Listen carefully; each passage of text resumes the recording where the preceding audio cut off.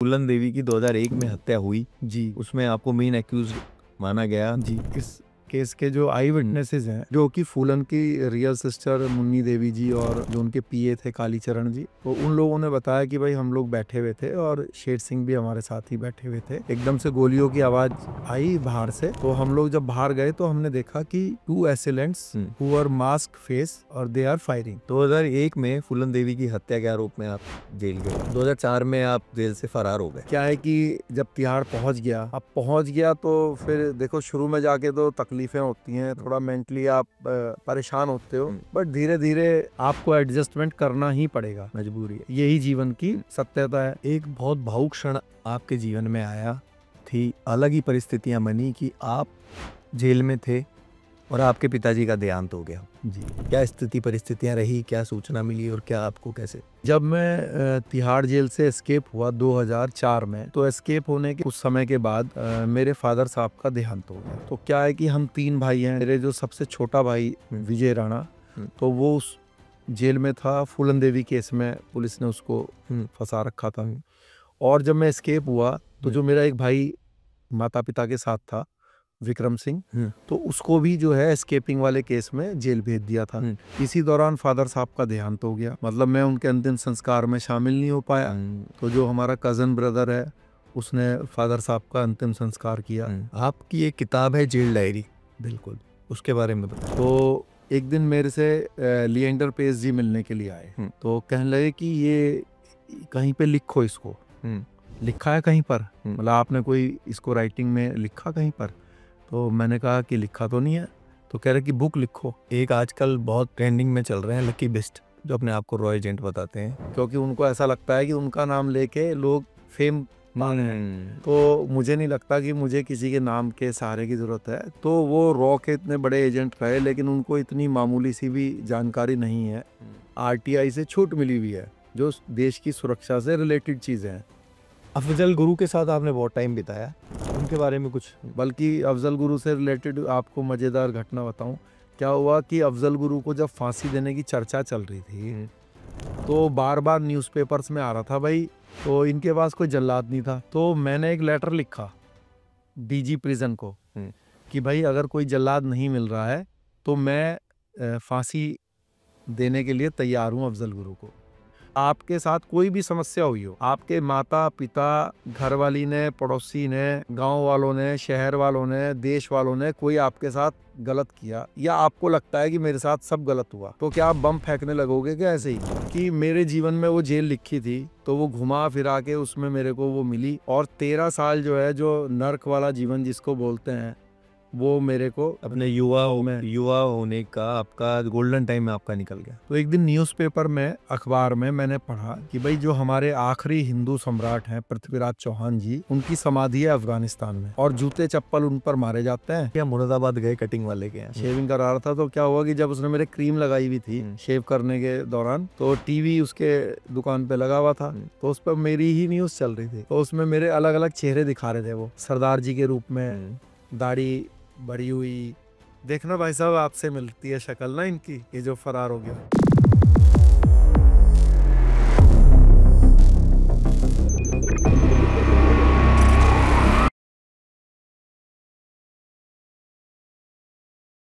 अगर आपने चैनल को सब्सक्राइब नहीं किया है तो अभी सब्सक्राइब कर लें, क्योंकि जितना आप चैनल को सब्सक्राइब करेंगे उतना ही चैनल आगे बढ़ेगा, और जितना चैनल आगे बढ़ेगा उतने अच्छे गेस्ट हम आपके लिए लाते रहेंगे। आज हम आपको मिलवाने जा रहे हैं एक ऐसी शख्सियत से जो तरह तरह के विवादों में भी रहे हैं, जिन्हें हिंदू शेर कहा जाता है, राजपूताना शेर कहा जाता है, और तरह तरह की उपाधियों से उन्हें नवाजा जाता है।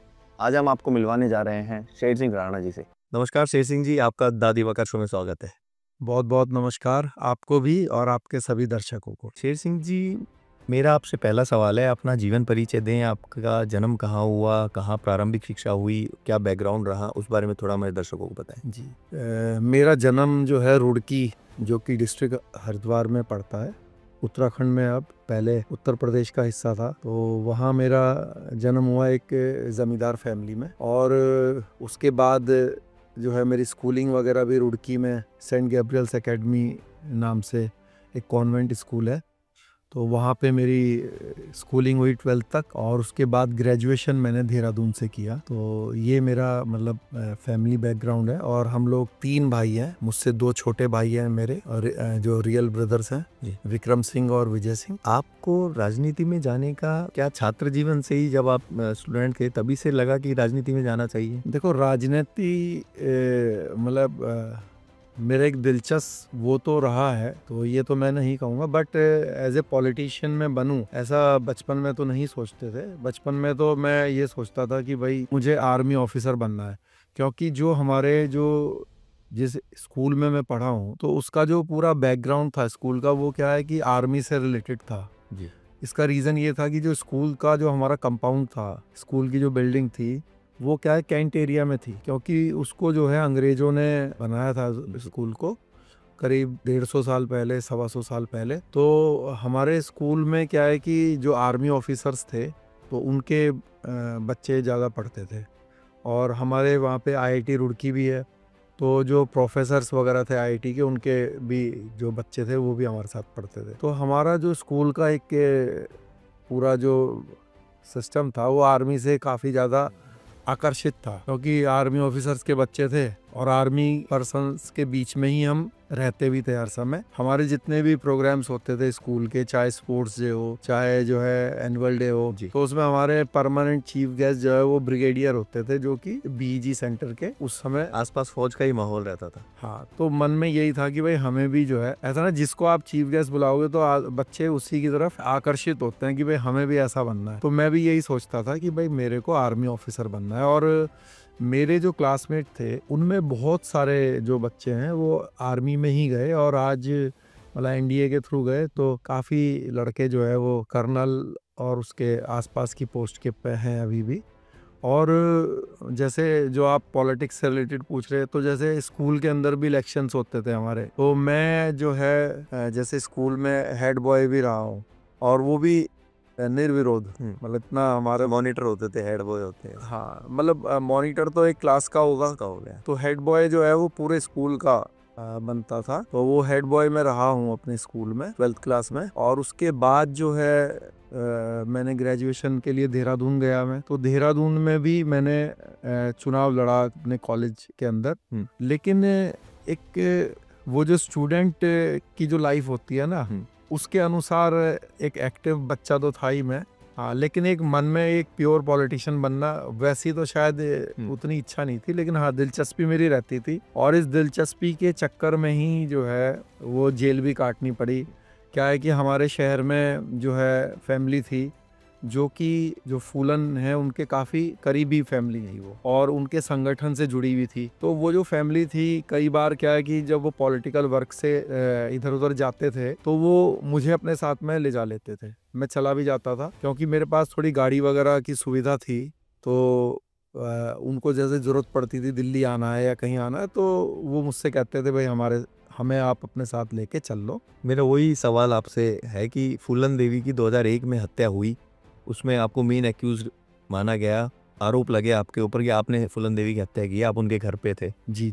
और आपका ही कहना था कि पॉलिटिकल काम से आप उनके घर गए हुए थे, किसी लोकल आपके वहाँ के लोगों के साथ में, क्योंकि अब सर्व साधन संपन्न थे, आपके पास गाड़ियाँ थी। जी। उस पूरी घटना को, फूलन देवी की हत्या की घटना को विस्तार से बताएं। जैसा कि मैंने बताया अभी आपसे कि वो फैमिली जो थी वो मुझे अपने साथ ले जा लेती थी। तो उस दिन भी क्या हुआ कि उन लोगों को दिल्ली आना था उनसे मिलने के लिए, तो उन्होंने मुझसे कहा कि भाई आप हमारे साथ चल लेना। मैंने कहा चलो ठीक है। तो हम लोग सुबह अपने उधर से चले, वो हस्बैंड वाइफ और मैं, और हम लोग दिन में आ गए यहाँ पर दिल्ली। और आ गए तो उनके घर पर बैठे हुए थे, तो करीब लंच टाइम में एकदम से जो है गोलियों की आवाज़ जो है वो सुनाई दी। तो मैं उस समय जो है ऑफिस के अंदर ही बैठा हुआ था। जैसा कि हमारे मतलब विटनेसेस ने भी ये बात बताई है, ऐसा नहीं है कि मैं ही ये बोल रहा हूँ। जो हमारे इस केस के जो आई विटनेसेस हैं, जो कि फूलन की रियल सिस्टर मुन्नी देवी जी और जो उनके पीए थे कालीचरण जी, तो उन लोगों ने बताया कि भाई हम लोग बैठे हुए थे और शेर सिंह भी हमारे साथ ही बैठे हुए थे। एकदम से गोलियों की आवाज आई बाहर से। तो हम लोग जब बाहर गए तो हमने देखा कि 2 असेलेंट्स हु वर मास्क फेस और दे आर फायरिंग। और फूलन के ऊपर और उनके साथ उस समय उनके बॉडीगार्ड भी थे, दिल्ली पुलिस के थे, तो उनके भी उसमें गोली लगी थी। तो 2 गोली उनके लगी बॉडीगार्ड के और 5-6 इनके लगी शायद। ये चीज हमने देखी और उसके बाद जो असेलेंट्स थे वो वहां से चले गए। तो क्या है कि जब वहां से चले गए तो उसके बाद जो है मतलब जैसे पुलिस वगैरह आने लगी, तो जो घर परिवार के लोग थे वो तो वहीं पर रहेंगे ही, क्योंकि उनको तुरंत ही हॉस्पिटल भी जो मुन्नी देवी जी थी वो लेकर गई मतलब। और जो दूसरे जिनका घर से कोई लेना देना नहीं था, जो फैमिली मेंबर्स नहीं थे, भाई घबराहट हो ही जाएगी जब इस तरह से होगा। एक सांसद के ऊपर गोली चले और सांसद क्या, नॉर्मली अगर सड़क पर भी कुछ ऐसा हो जाएगा अलवली में तो आदमी वहां से अपने मतलब दूरी बनाएगा वहां से। तो ऐसे ही फिर सब लोग अपने अपने ठिकानों पे चले गए मतलब। तो मैं भी चला गया वापस। तो उसके 2 दिन के बाद जो है पुलिस ने मेरे को मतलब अरेस्ट दिखाया। मुझे बताया गया भाई तुमने ही फूलन को मारा है ना। तो उसका जो है 13 साल उसके कारण मुझे क्या था आपको? बस मुझे समझ लीजिए वहीं मेरे एरिया से देहरादून से मेरी अरेस्टिंग दिखाई। ओके। और फिर दिल्ली लेकर आए और फिर 14 दिन की रिमांड पे अपने पास रखा, फिर बस जेल भेज दिया। ऐसा कहा गया कि 22 राजपूतों की, ठाकुरों की हत्या करी फूलन देवी ने, कि उन्होंने बलात्कार किया या दुष्कर्म किया। उसको लेकर आपके अंदर टीस थी और पुलिस ने, आपने जो बयान दिया थाने में, देहरादून के एक थाने में आपने बयान दिया कि आपने इस वजह से ही फूलन देवी को मारा कि उसने 22 राजपूतों की हत्या की। उस बारे में पूरा विस्तार से बताएं। देखिए, जो मतलब एक ये प्रचलित चला आ रहा है ये बात कि भाई फूलन ने भीमई कांड में 22 ठाकुरों को लाइन में लगा के मार दिया। इसमें सबसे बड़ी बात तो ये है कि ये एक झूठी बात है ना। ये एक लोगों के अंदर एक झूठ फैलाया हुआ है और दुर्भाग्य है कि ये पिछले 45 साल से पूरे इंटरनेशनल मीडिया तक ने जो है ये बात फैलाई हुई है। और क्योंकि इस टॉपिक पर जो है फिल्म बनी बैंडेड क्वीन, और उसमें भी घुमा फिरा के उसको ऐसा ही दिखाने की कोशिश भी करी। क्या आपको लगा कि वो तथ्य सही दिखाए फिल्म में? नहीं, तथ्य सही तो बहुत दूर दूर की बात है, बिल्कुल झूठे तथ्य हैं वो। और वो मैं आपको इस बात के लिए चैलेंज देता हूं मैं और देश के सभी मीडिया कर्मियों को आपके माध्यम से कि जो बात मैं बताने जा रहा हूं, अगर कोई भी उसको पूरे देश में, पूरे धरती पर कोई उसको झूठ कर देगा, तो आपने जैसे कौन बनेगा करोड़पति देखा है ना, तो मैं 1 करोड़ रुपए का इनाम उसको दूंगा। इसी चैनल पर आपके दोबारा आऊंगा और आप उसको अगर कोई झूठ साबित कर देगा तो उसको भी बैठाइएगा और कहिएगा देखिए इसने ये बात झूठ साबित कर दी और मैं आपको 1 करोड़ रुपए दूंगा। सभी राजपूत थे? नहीं, मैं बता देता हूँ। देखिए, ना ही तो मरने वाले सभी ठाकुर थे, राजपूत थे, और ना ही उनमें कोई डाकू था, और ना ही उनमें कोई बलात्कार या कोई भी फूलन से रिलेटेड, उसकी लाइफ से रिलेटेड उनका कोई लेना देना था। जो मरने वाले लोग थे वो सभी लोग गाँव के साधारण लोग थे। जो हुआ ये एक्चुअली क्या है कि देखिए, जो फूलन है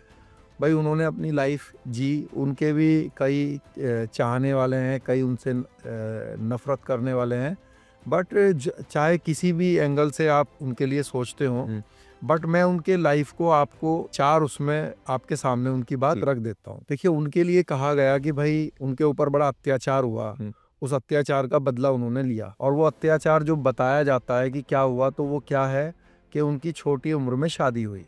उनकी जिससे शादी हुई उस पति ने उनके साथ जो है गलत किया, उसको घर से बाहर, अधेड़ उम्र का था, अधेड़ उम्र का था, उसको घर से बाहर निकाल दिया। फिर ये बोला जाता है कि उनकी जो ज़मीन थी उस पर कब्जा कर लिया। फिर ये बोला जाता है कि भाई डाकू जो है उनको उठा कर ले गए, और फिर जब वो डाकू गिरोह में शामिल हो गई तो वहाँ पर भी उनके साथ जो है बलात्कार हुआ, और फिर जो है उन्होंने इसका बदला लिया सब चीज़ का। तो मैं आपसे, आपके दर्शकों से ये क्वेश्चन करना चाहता हूँ कि भाई उनकी छोटी उम्र में शादी हुई, तो शादी हुई तो इसमें जो है उनके माता पिता ने शादी की, तो इसमें किसी अन्य व्यक्ति या समाज का क्या लेना देना है? बिल्कुल सही। भाई शादी की उनके माता पिता ने। दूसरी बात ये है कि अगर मैं आपसे पूछूंगा कि भाई आपकी जो ग्रैंड मदर थी, दादी माँ थी, उनकी शादी जब हुई थी तो उनकी उम्र क्या थी? तो हमारे देश में 90% लोग ये कहेंगे कि मेरी दादी की जब शादी हुई तो वो 15 साल की थी, 14 साल की थी, 12 साल की थी, 8 साल की थी, 17 साल की थी, यही था ना पुराने जमाने में यही। तो पुराने जमाने में ये बड़ा एक आम कल्चर था कि भाई छोटी उम्र में शादी होती थी। तो फूलन की अगर मान लीजिए 50 साल पहले की ये बात हो रही होगी, 63 का जन्म था तो 73 में हुई होगी, 74 में हुई होगी। तो मतलब 50 साल से भी पुरानी बात है। बात हो गई। तो उस समय ये बड़ी नॉर्मल बात थी। हम्म। तो ऐसा नहीं है कि ये सिर्फ फूलन के साथ हुआ, ये देश में हर फैमिली में होता था। ये तो अब बड़ी उम्र में शादी होती है, तो इसको आप उस समय के टाइम के हिसाब से विचार करो ना। बस एक डायलॉग बोल देते हो जी छोटी उम्र में शादी हो गई, अरे भाई तेरी दादी की भी छोटी उम्र में शादी हुई थी। सही बात है ना। दूसरी बात है कि वो जो अधेड़ पति था या जैसा भी था, माता पिता ने चुना था। अब वो उनका पारिवारिक मैटर है, उसमें मान लीजिए उनका आपस में रिश्ता नहीं जमा ड्यू टू एनी रीजन, वो अपने घर वापस आ गई। जब घर वापस आ गई और जो जमीन का जो मैटर है, जमीन की जो लड़ाई थी, वो उनके सगे जो चाचा के लड़के हैं, मतलब उनकी फैमिली डिस्प्यूट था उसका। ऐसा नहीं है कि किसी बाहर वाले से कोई लड़ाई थी या कोई नाजायज उनके जमीन पर कब्जा कर रहा था या नाजायज कुछ हो रहा था। वो उनका फैमिली डिस्प्यूट था। जो जमींदार लोग हैं, जो किसान लोग हैं, पूरे हिंदुस्तान में एक भी ऐसा किसान नहीं होगा जिसका जमीन का डिस्प्यूट ना हो। बिल्कुल, चाहे वो डॉल को लेकर हो। आपके बगल में दूसरे लोगों के खेत होते हैं, वो कहता है भाई तूने इधर काट लिया, तूने इधर काट लिया, कोई दीवारें तो होती नहीं, खूब मर्डर हो जाते हैं इसी वजह छोटे से। तो हाँ, तो ये बड़ी कॉमन बात है। ये कोई ऐसा नहीं है कि उनके साथ कोई अजूबा हो रहा था। फिर क्या है कि फिर जो डाकू उनको लेकर गया वो था विक्रम मल्ला। विक्रम मल्ला जो है उनका सगा रिलेटिव था। वो क्या हुआ कि जब जमीन का जो डिस्प्यूट था उनके जो सगे चाचा के लड़के से, तो चाचा के लड़के के क्या हुआ कि डकैती पड़ गई। तो उसने पुलिस कंप्लेन की कि भाई फूलन के डायरेक्शन पर विक्रम मल्ला गिरोह ने हमारे घर पर डकैती की। तो पुलिस ने जो है फूलन को भी अरेस्ट कर लिया। तो सबसे पहली जो कंप्लेनेंट है, जो कंप्लेन हुई है, वो उसके परिवार के द्वारा ही हुई। फिर वो जो डाकू है, जब वो जो जेल से छूट के आ गई 1 महीने के बाद, विक्रम मल्ला जो है उनको उनके घर से लेकर गया और ये बोल के लेके गया कि फूलन से मैं शादी करूंगा और ये मेरे साथ रहेगी। ये मैं नहीं बोल रहा हूँ, ये उनकी जो माता जी हैं उन्होंने खुद अपने इंटरव्यूज में ये बात बोली है। तो उनकी मतलब जो विक्रम मल्ला है वो उनकी कास्ट का था, उनका रिलेटिव था, तो वो उनको डाकू गिरोह में लेकर आ गया। अब इसके बाद जो है उनका जो लाइफ है वो एक डाकू वाली स्टार्ट हो गई। इस डाकू वाली लाइफ में वो किसी को मारेंगी भी, कोई उनको भी मारेगा। तो वो सारे जो प्रॉब्लम्स हैं या जो सारे जो वहाँ के जिसको वो मजा सोचते होंगे, तो वो सब वो भुगतेंगे। बियर्ड वाली लाइफ हो गई, बियर्ड वाली लाइफ स्टार्ट हो गई। तो अब जब डाकू वाली लाइफ उनकी स्टार्ट हो गई, तो क्या हुआ कि जो इस विक्रम मल्ला का जो गिरोह था उसका सरदार था बाबू गुजर। तो बाबू गुजर ने फूलन के ऊपर गलत निगाह डाली। अब डाकू गिरोह में ये आम कल्चर था, क्योंकि जो डाकू गिरोह में जो महिलाएं वो लोग रखते थे, ऐसा नहीं है कि फूलन कोई पहली महिला डकैत थी या आखिरी महिला डकैत थी, बहुत सारी डकैत महिला रही हैं। तो डाकू गिरोह मुख्य रूप से इसलिए रखते थे कि भाई उनको, जैसे वो तो हर समय जंगल में रहते थे, तो जंगल में रहते थे तो खाना बनाने के लिए महिला की जरूरत पड़ती थी, या फिर जो है भाई जो सरदार होता था गैंग का या दूसरे लोग जो अलाउड कर सकते थे महिला को रखना, तो सेक्सुअल रिलेशन बनाने के लिए, या जो कि एक इंसान की नीड भी है, तो वो इसलिए भी रख लेते थे। तो जैसे बाबू गुजर ने उन पे गलत निगाह डाली, तो क्योंकि एक तरीके से वो हस्बैंड वाइफ की तरह रहते थे विक्रम मल्ला और फूलन, तो विक्रम मल्ला ने नाराज होकर बाबू गुजर को गोली मार दी और उसकी हत्या कर दी। जब हत्या कर दी तो इसी गैंग के 2 और भी मुख्य लीडर थे, श्रीराम लालाराम, जो कि ठाकुर थे। तो जब उन लोगों को ये पता चला कि भाई विक्रम मल्ला ने एक महिला के लिए अपने सरदार को गोली मार दी, तो वो लोग जो है इस बात पे नाराज हो गए। नाराज हो गए तो उन्होंने भी विक्रम मल्ला को जो है गोली मार दिया। हाँ, जब गोली मार दी, मतलब उसकी हत्या कर दी विक्रम मल्ला की, और फूलन को उन्होंने पकड़ लिया। तो फूलन को जब पकड़ लिया तो ये जो श्रीराम लालाराम थे और इनके साथ एक महिला डकैत और थी, कुसुमा नाइन, वो भी थी इनके साथ। तो इन्होंने जो है फूलन के साथ बदतमीजी की और फूलन के कुसुमा नाइन ने करी है ना, उसके कपड़े वगैरह फाड़ दिए। लेकिन ये जो भी घटना हुई, ये डाकुओं की आपस की रंजिश थी और जंगल में हुई। अब इससे गैंग जो है वो 2 फाड़ हो गया। जब विक्रम मल्ला की हत्या कर दी तो फूलन के साथ जो उस समाज के कुछ डाकू थे उसमें, या विक्रम के जो फॉलोअर्स थे, वो फूलन को लेके वहां से चले गए और एक अलग गिरोह बना लिया।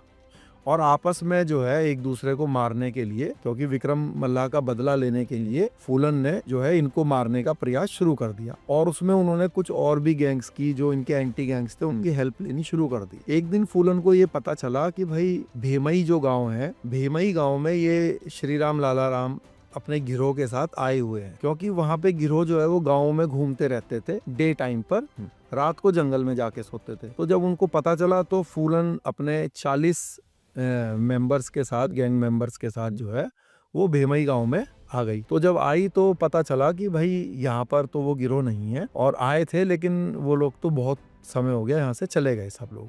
लेकिन उसको यकीन नहीं हुआ तो उसने गांव के अंदर एक सर्चिंग टाइप की शुरू करवा दी, ढूंढना शुरू कर दिया घर घर के अंदर। तो कोई मिला नहीं, क्योंकि कोई था ही नहीं। तो वो लोग जो गांव के जो साधारण लोग थे, किसान थे सब, तो उन लोगों को वो एक जगह पर इकट्ठा कर लिया और उनसे पूछताछ करने लगे, बातचीत करने लगे।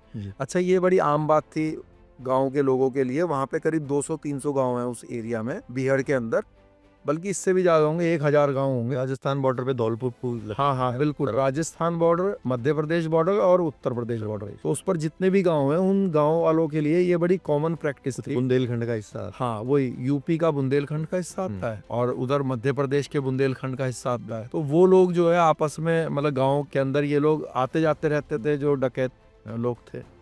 तो उन्होंने सोचा ऐसी ही बातचीत वगैरह कर रहे हो, हैबिचुअल थे वो लोग। हाँ हैबिचुअल थे, क्योंकि वो लोग तो मतलब फिर सारे डाकू थे भी अलग, जैसे वहाँ 1000 गांव थे, उन्हीं गाँव में से ही वो लोग बागी बनते थे, डाकू बनते थे। तो अचानक ही जो है इन्होंने उनके ऊपर गोलियां चलानी शुरू कर दी। तो उसमें जो है 20 लोग की हत्या हुई। उसमें जैसे महिलाएं भी वहाँ पर इकट्ठी हुई थी।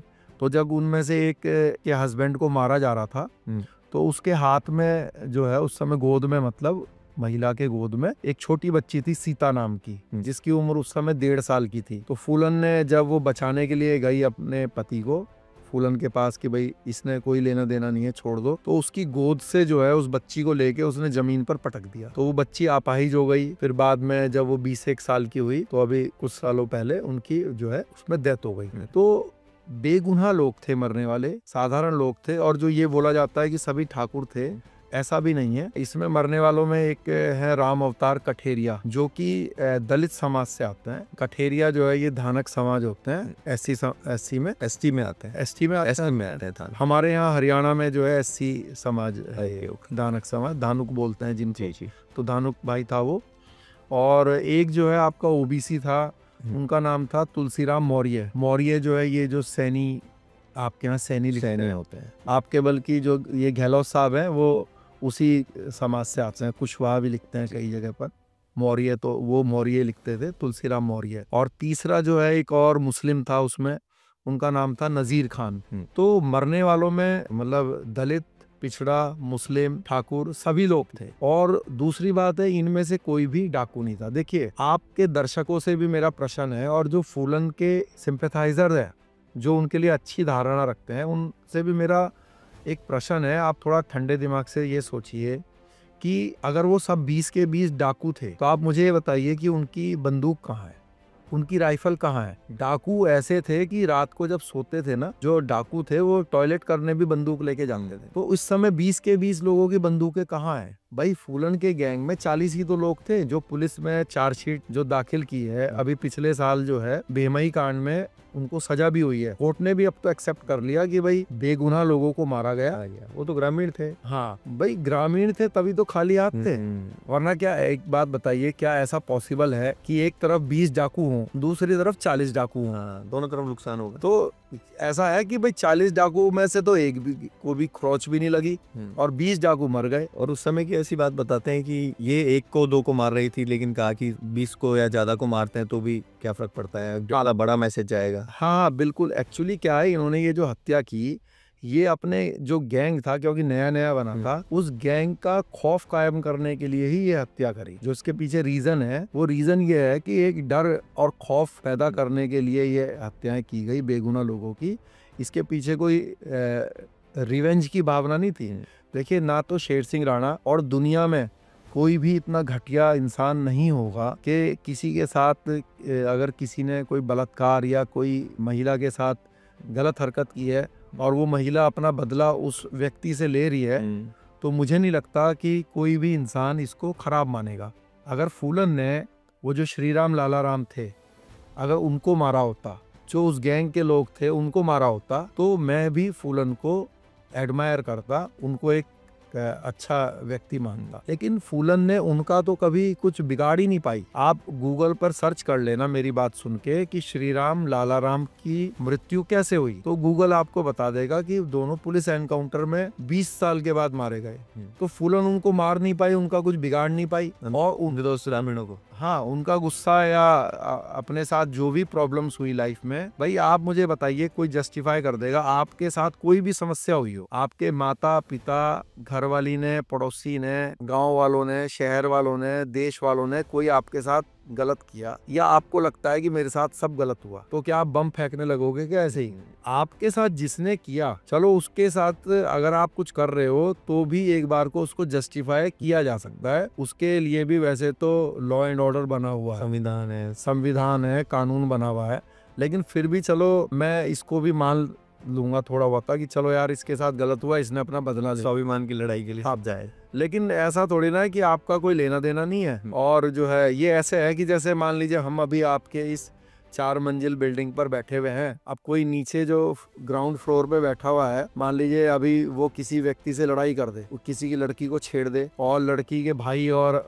उसके परिवार के लोग आए और पूरी बिल्डिंग को आग लगा दें, तो आप जो 4थी मंजिल पे यहाँ बैठे हो, आप कहोगे यार इससे तो मेरी भी नहीं जमती नीचे वाले से, बताओ मेरा इससे क्या लेना देना, इसने मेरा भी घर जला दिया या मेरी भी फैमिली को प्रॉब्लम क्रिएट कर दी। तो इसलिए जिसने आपके साथ किया है, भाई एक टेररिस्ट में और एक इस तरह के व्यक्ति में क्या अंतर है? कोई अंतर नहीं है, टेररिस्ट भी तो यही करते हैं। आपका कहना है कि उस वक्त छवि की तो नहीं थी जो नहीं, मैं देखो, मैं क्योंकि वो अब हमारे बीच में नहीं है, तो मैं मतलब उनको वो नहीं करना चाहता, ज़्यादा डिस्कशन भी नहीं करना चाहता, बट मैं आपके सामने रियलिटी रख रहा हूँ, ये सच्चाई है। और चाहे आप इसको कितना भी झुटलाने की कोशिश कर लो, और मैं तो कहता हूँ कि अगर ये झूठ है तो साबित कर दो।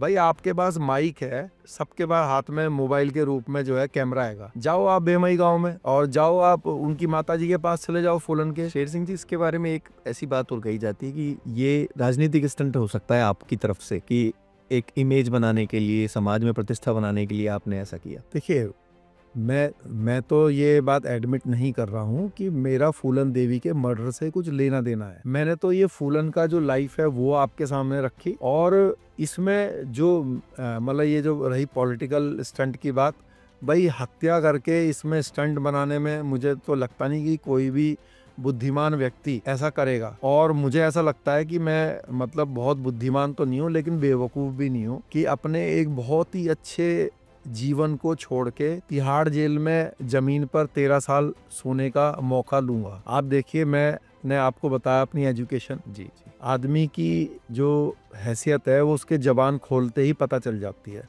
जेल तो नरक कही जाती है शायद। तो ईश्वर ने मुझे एक अच्छे फैमिली में जन्म दिया, अच्छी एजुकेशन दी, हर चीज बहुत ही अच्छी दी, जिसके लिए मैं प्रभु का बहुत धन्यवाद करता हूँ। क्या आप एकलव्य सेना में, एकलव्य सेना या कोई एकलव्य सेना फूलन देवी ने बनाई हुई थी, जिसकी वो अध्यक्ष थी, जो मेरे साथ आती थी, वो हस्बैंड वाइफ उसकी। आप पदाधिकारी नहीं थे? नहीं, मैं पदाधिकारी नहीं था एक्चुअली। एकलव्य सेना तो उनकी कास्ट बेस सेना होगी ना, मतलब जैसे मान लो राजपूत या जाट या कोई कास्ट, जैसे विप्र सेना, करणी सेना, हाँ, वो तो कास्ट वाली सेना थी, तो उसमें तो उसी कास्ट के ही व्यक्ति मतलब मेंबर बन सकते थे। जी। तो मैं तो उससे बिलोंग नहीं करता था, तो लेकिन मैं तो उनके ऐसी हेल्प के उद्देश्य से, या घूमने फिरने का एक उस उम्र में थोड़ा शौक भी होता है ना, चलो दिल्ली घूमने चलते हैं, मुंबई चलते हैं। अभी भी जो युवा हैं 20 साल 21 साल के, वो क्या है, उनको मौका चाहिए होता है घर से बाहर निकल के घूमने का, तो वही हमारी सोच थी। तो लेकिन मेरी इसको डेस्टिनीशिप बोल लीजिए आप, कि मेरे जीवन में वो जेल लिखी थी,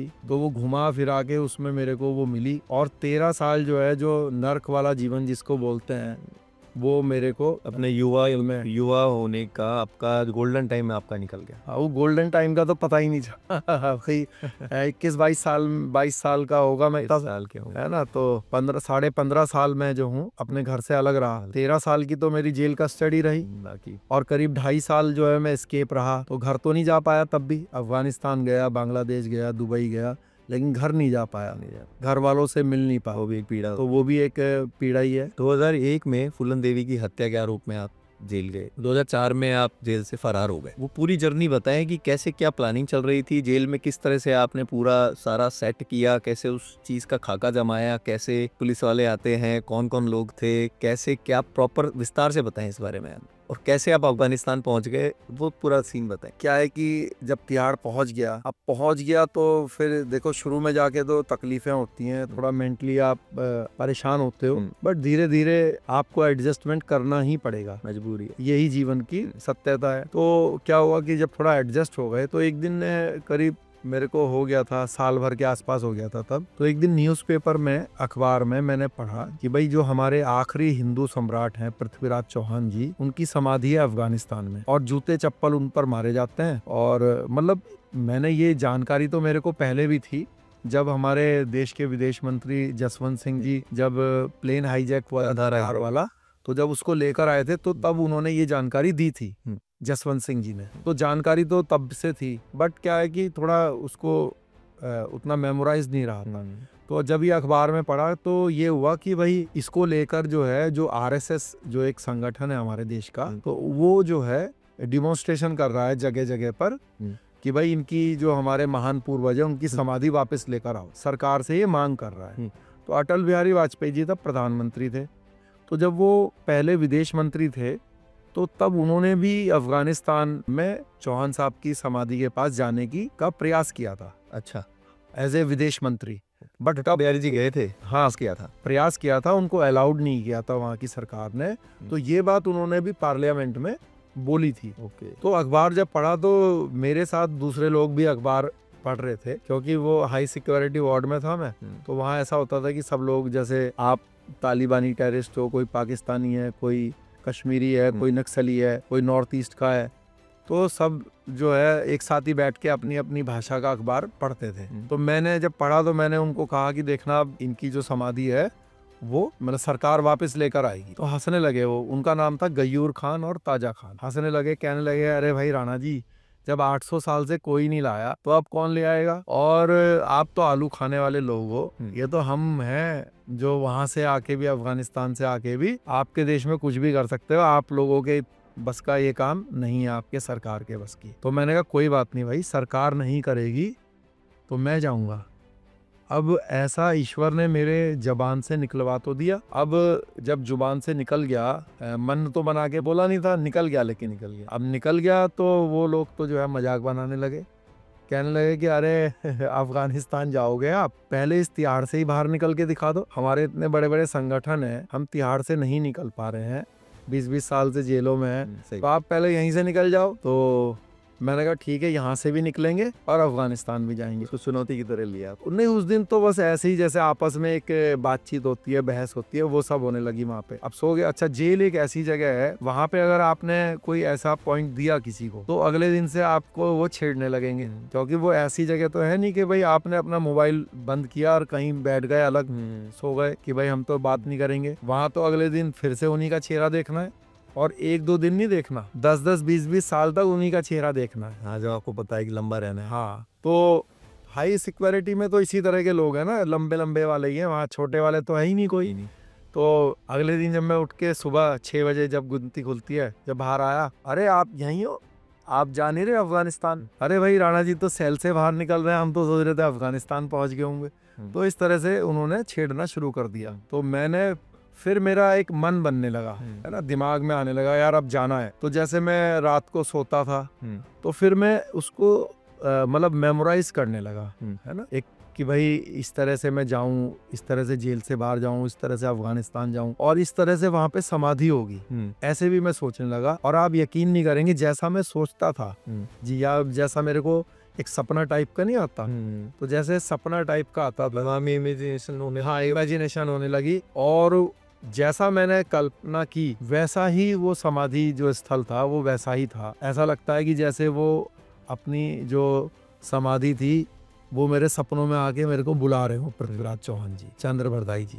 तो ऐसा मेरे को आज फील होता है कि जैसा मैं विचार करता था वैसा ही वो वहाँ पे निकला। उसके बाद मैंने प्लानिंग बनानी शुरू करी कि भाई अब तिहाड़ से निकलना पड़ेगा, अफगानिस्तान जाना है तो तिहाड़ से निकलना पड़ेगा। तो कई प्लानिंग बनाई उसके लिए, बट वो सब किसी किसी कारण से जो है वो फेल हो गई। तो अब ये जो प्लानिंग सक्सेस हुई तो ये हुई कि भाई मैंने एक लूप होल देखा उसमें कि भाई जब पुलिस वाले हमें लेने के लिए आते हैं, बाहर कोर्ट में पेश करने के लिए जब ले जाते हैं, तो ये जो जेल अथॉरिटी है ये किसी भी प्रकार का कोई पेपर वर्क देखती नहीं है बहुत ज्यादा। उस समय मैनुअल भी काम होते थे, इतनी टेक्नोलॉजी भी शायद नहीं, मतलब कंप्यूटर वगैरह तो थे खैर, और जेल में भी था कंप्यूटर वगैरह भी, लेकिन उसमें मतलब मैनुअली जो काम होता है आपको तो ज़्यादा हार्ड होता है, मशीन धोखा खा जाती है। लेकिन क्या है कि जैसे पेपर वर्क से मेरा मतलब है कि जैसे मान लीजिए जो पुलिस वाले जो जैसे उसको कमांड बोलते हैं, जो वो लेकर आते हैं किसी प्रिजनर को लेके जाने के लिए जेल से, तो वो कमांड नहीं देखते थे, है ना, और बहुत सारे पेपर्स जो उसको क्या बोलते हैं, प्रोडक्शन वारंट नहीं, प्रोडक्शन वारंट तो क्या होता है वो जेल वाले देते हैं। ओके, मतलब जो वारंट होता है वो तो होता है जेल की कस्टडी में, तो वो पुलिस वाले लाते हैं अपने साथ कमांड। तो उस कमांड में जो है उन पुलिस वालों के नाम और जो मुलजिम होता है उसका नाम लिखा रहता है, तो वो दिखाएंगे जेल वालों को।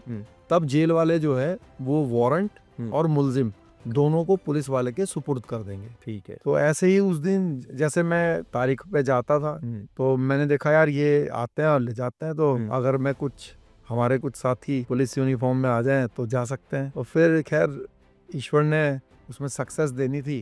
क्या हुआ कि जिस दिन निकलना था, बल्कि एक दिन पहले क्या हुआ कि मेरी मुलाकात आई, तो मैं जब जा रहा था मुलाकात पे तो मेरे को एक मतलब साधु थे, मतलब संत कह लीजिए, तो वो बीच में मिल गए और एक ऑफिसर था जेल का, वो उससे बात कर रहे थे। तो वो दोनों बात कर रहे थे तो मैंने उनको नमस्ते करी दोनों को। तो वो जो थे साधु, तो उन्होंने कहा बस जल्दी छूट जाओगे जेल से, जेल की चार दीवारी तुम्हारे लिए नहीं है। तो वो जो जेल ऑफिसर था वो हंसने लगा, कह रहा स्वामी जी आप जानते भी हो कौन है ये? तो कहने लगा कोई भी हो, बस ये छूटेगा जेल से। तो कहने लगा कि ये फूलन देवी की हत्या के आरोप में जेल में है। अब तिहाड़ जेल को जानते नहीं आप, दिल्ली की जेल है ये, और यहाँ तो जो कुत्ता मार के आते हैं ना उनको भी 5 साल से पहले नहीं छोड़ते। कहा जाता है एशिया की सबसे मतलब दिल्ली का थोड़ा स्ट्रिक्टनेस है कानून में। तो वो कहने लगे यहाँ तो दिल्ली में कुत्ता भी मर जाए तो 5 साल से पहले नहीं छूटता वो। तो कहने लगे कि बस हमने बोल दिया तो बोल दिया। तो खैर मैं अपने मन में ही सोच रहा था, मैंने तो प्लानिंग रेडी थी, मैं अपने मन में सोचने लगा इसके ये बाबा की बात सही होएगी। तो फिर अगले दिन जो है जब वो टाइम आया तो मैं पहुंचा डीओडी में। अब डीओडी में पहुंचा तो जो मेरे जो लेके जाने वाले थे मेरे साथी, कौन कौन लोग थे? वो थे कुछ साथी जी जो पुलिस की वर्दी में आने थे जिनको जी, तो वो हो गए लेट। जो टाइम मैंने दिया था वो जो असली वाले थे उनसे करीब उनको 15 से 20 मिनट पहले का समय दिया था कि भाई हम लोग 5-10 मिनट में पेपर वर्क निपटा लेंगे और फिर चले जाएंगे। अब वो लोग जो है जैसे डीओडी थी, डीओडी में घड़ी लगी रहती है, तो मैंने जैसे उनको ये कहा था भाई आप 6:15 से 6:30 के बीच में आ जाना। तो अब वो मैंने देखा 6:30 हो गए, 6:35 हो गए, 6:40 हो गए, 6:45 हो गए। अब मैं पहले तो भगवान से प्रार्थना कर रहा था भाई जल्दी भेज दो भगवान जी, जल्दी भेज दो जिससे फटाफट काम करके बाहर निकले। अब जब लेट होने लगे तो फिर मैंने भगवान से प्रार्थना करने लगा, भगवान जी आज मत भेजो, आज मत भेजो, असली नकली पुलिस मिल ना जाए। हाँ भाई बिल्कुल दोनों का टाइम मैच होने वाला था। खैर वो पता नहीं 6:45 के आसपास वो आ गए तो अब आप बीच में काम को रोक नहीं सकते। अब मेरा दिमाग ये भी चलता जा रहा कि भाई असली वाले भी कभी भी आने वाले होंगे क्योंकि उनका टाइमिंग भी वही था। फटाफट हमने अपना जो था वो पेपर वर्क निपट के हम लोग अपना बाहर निकल गए। जब मैं 2-2.5 साल के बाद जब वापस आया तो जो उस दिन गारद आनी थी असली, तो जो उसके इंचार्ज थे, इंस्पेक्टर थे, तो 14 पुलिस वाले मेरे साथ जाते थे, पेश करने के लिए ले जाते थे मुझे। तो इंस्पेक्टर साहब मेरे को मिल गए, तब भी वो वहीं थे उसी में डीएपी में ही। तो कहने लगे कि शेर सिंह जिस दिन तुम भागे थे मेरी ड्यूटी थी। मैंने कहा जी सर। तो कहने लगे यार किस्मत बहुत बढ़िया है। मैंने कहा कैसे? कह रहे हम आ रहे थे 6:30 बजे, कह रहे तुम गए 6:45 के आसपास। कह रहा हम तो आ जाते 6:45 बजे से पहले ही वहाँ पे। कह रहे यार वो गाड़ी पंचर हो गई, जिस गाड़ी को लेके आ रहे थे तुम्हारे को लेने के लिए वो पंचर हो गई, और वो जो है टायर वायर बदलने में जो है आधा 1 घंटा खराब हो गया। कह रहे पंचर कराया था कि खुद ही हो गया? तो मैंने कहा सर हनुमान जी ने कराया होगा, मंगल का दिन था उस दिन, तो मैं मानता हूँ हनुमान जी को बहुत ज़्यादा।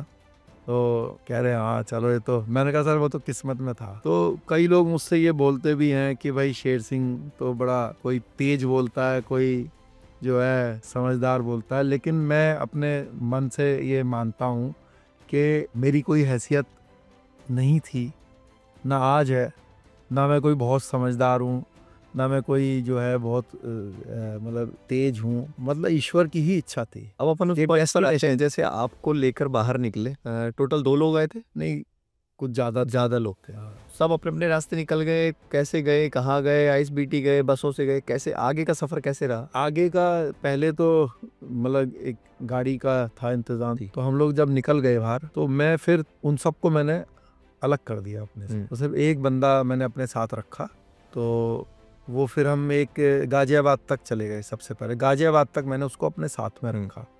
तो फिर मैंने उसको कहा कि भाई अब तू भी, मतलब मैंने उसको ये ऑफर दी, भाई तुम मेरे साथ चलना चाहते हो तो मेरे साथ चलो, घर जाना चाहते हो घर जाओ, क्योंकि भाई अब इसमें शामिल हो गए तो हो सकता है कि तेरे को भी पुलिस परेशान करे, अगर साथ में चलना है तो साथ में। वो कह रहे नहीं हम तो वापस जाएंगे। तो मैंने कहा ठीक। फिर मैंने अपने घर पर फ़ोन किया जी, मेरी माता जी ने फ़ोन उठाया। तो अब उन्होंने सोचा कि भाई कोर्ट डेट पर आ रहा होगा, कुछ खाने पीने के लिए जो लाना है घर से, जो चीज़ें लानी है तो उसके बारे में कुछ जानकारी देनी होगी। तो मैंने बताया उनको भाई मैं तो जेल से एस्केप हो गया, भाग गया। और तो मेरी मम्मी बहुत परेशान हो गई, रोने लगी कहने लगी भाई ये तो अच्छा नहीं किया, जेल से भागने की क्या ज़रूरत थी, और ये ठीक नहीं हुआ। मैंने कहा कि भाई मैं जो हूँ अफ़गानिस्तान मुझे जाना है। कह रही अफ़गानिस्तान क्या करेगा, वहाँ तो वो तो अच्छा देश नहीं है और ये सही नहीं हुआ।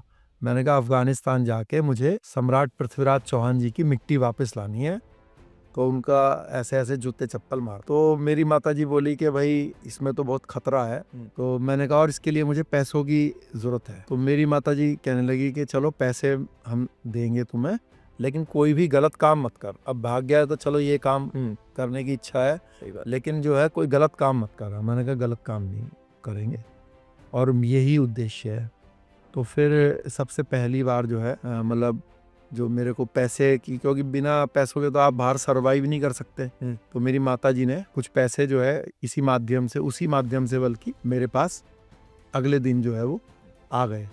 फिर मैंने जब मेरे पास पैसे आ गए और मैंने देख लिया कि भाई तू इससे साल भर तक जो है सर्वाइव कर सकता है। एक वो वाली बात मैं आपको इंटरप्ट करूंगा, उस बात पे है कि मुरादाबाद गए कटिंग वाले के यहाँ। हाँ बस ये एक्चुअली जैसे मैंने आपसे बताया, एक दिन मुझे वेट करना पड़ा, अगले दिन मुझे पैसे ऐसे मिले। तो मैं इस गाजियाबाद से फ़ोन करने के बाद मुरादाबाद चला गया। सबसे पहले मैंने शेविंग कराई अपनी। तो जिस नाई की दुकान पे, बार्बर की शॉप पर शेविंग करा रहा था, तो क्या हुआ कि जब उसने मेरे क्रीम लगाई हुई थी शेव करने के दौरान, तो टीवी उसके दुकान पे लगा हुआ था, तो उस पर मेरी ही न्यूज़ चल रही थी। तो उसमें मेरे अलग अलग चेहरे दिखा रहे थे, वो सरदार जी के रूप में, दाढ़ी बढ़ी हुई, क्लीन शेव, हर तरीके से, मतलब जो कंप्यूटराइज नहीं बनाते फोटो उस तरह की। तो वो कहने लगा देखना भाई साहब आपसे मिलती है शक्ल ना इनकी, ये जो फरार हो गया।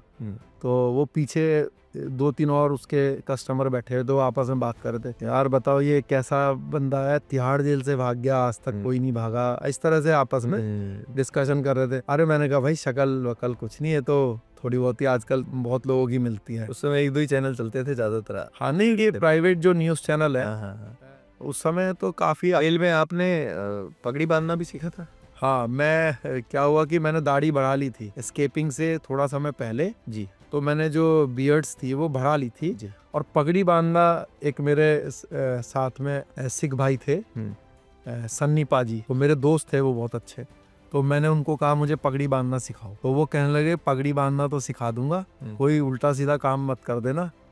तो मैंने कहा भाई यार क्या बात कर दी, सरदार तो हमारी शान है, पगड़ी बांध के कोई गलत काम कर ही नहीं सकते। और मैंने कहा वैसे भी नहीं करने वाले, हर सिख तो हमारे मतलब शान है, उनके पगड़ी का कैसे वो कर दें अपमान। तो कह रहा ठीक है आपको सिखाऊंगा मैं। कई लोग बोलते थे, उससे किसी को नहीं सिखाई उसने, तो मेरे को उसने पगड़ी बांधनी सिखाई। तो मैं क्या करता था कि वो अपनी पगड़ी जो थी वो मेरे बांधते थे, तो मेरे को पगड़ी बांधनी आ गई तो मैं पगड़ी बांध के दाढ़ी बढ़ा के तो मैं वार्ड में कभी कभी घूमता था, तो दूसरे लोग देखते थे।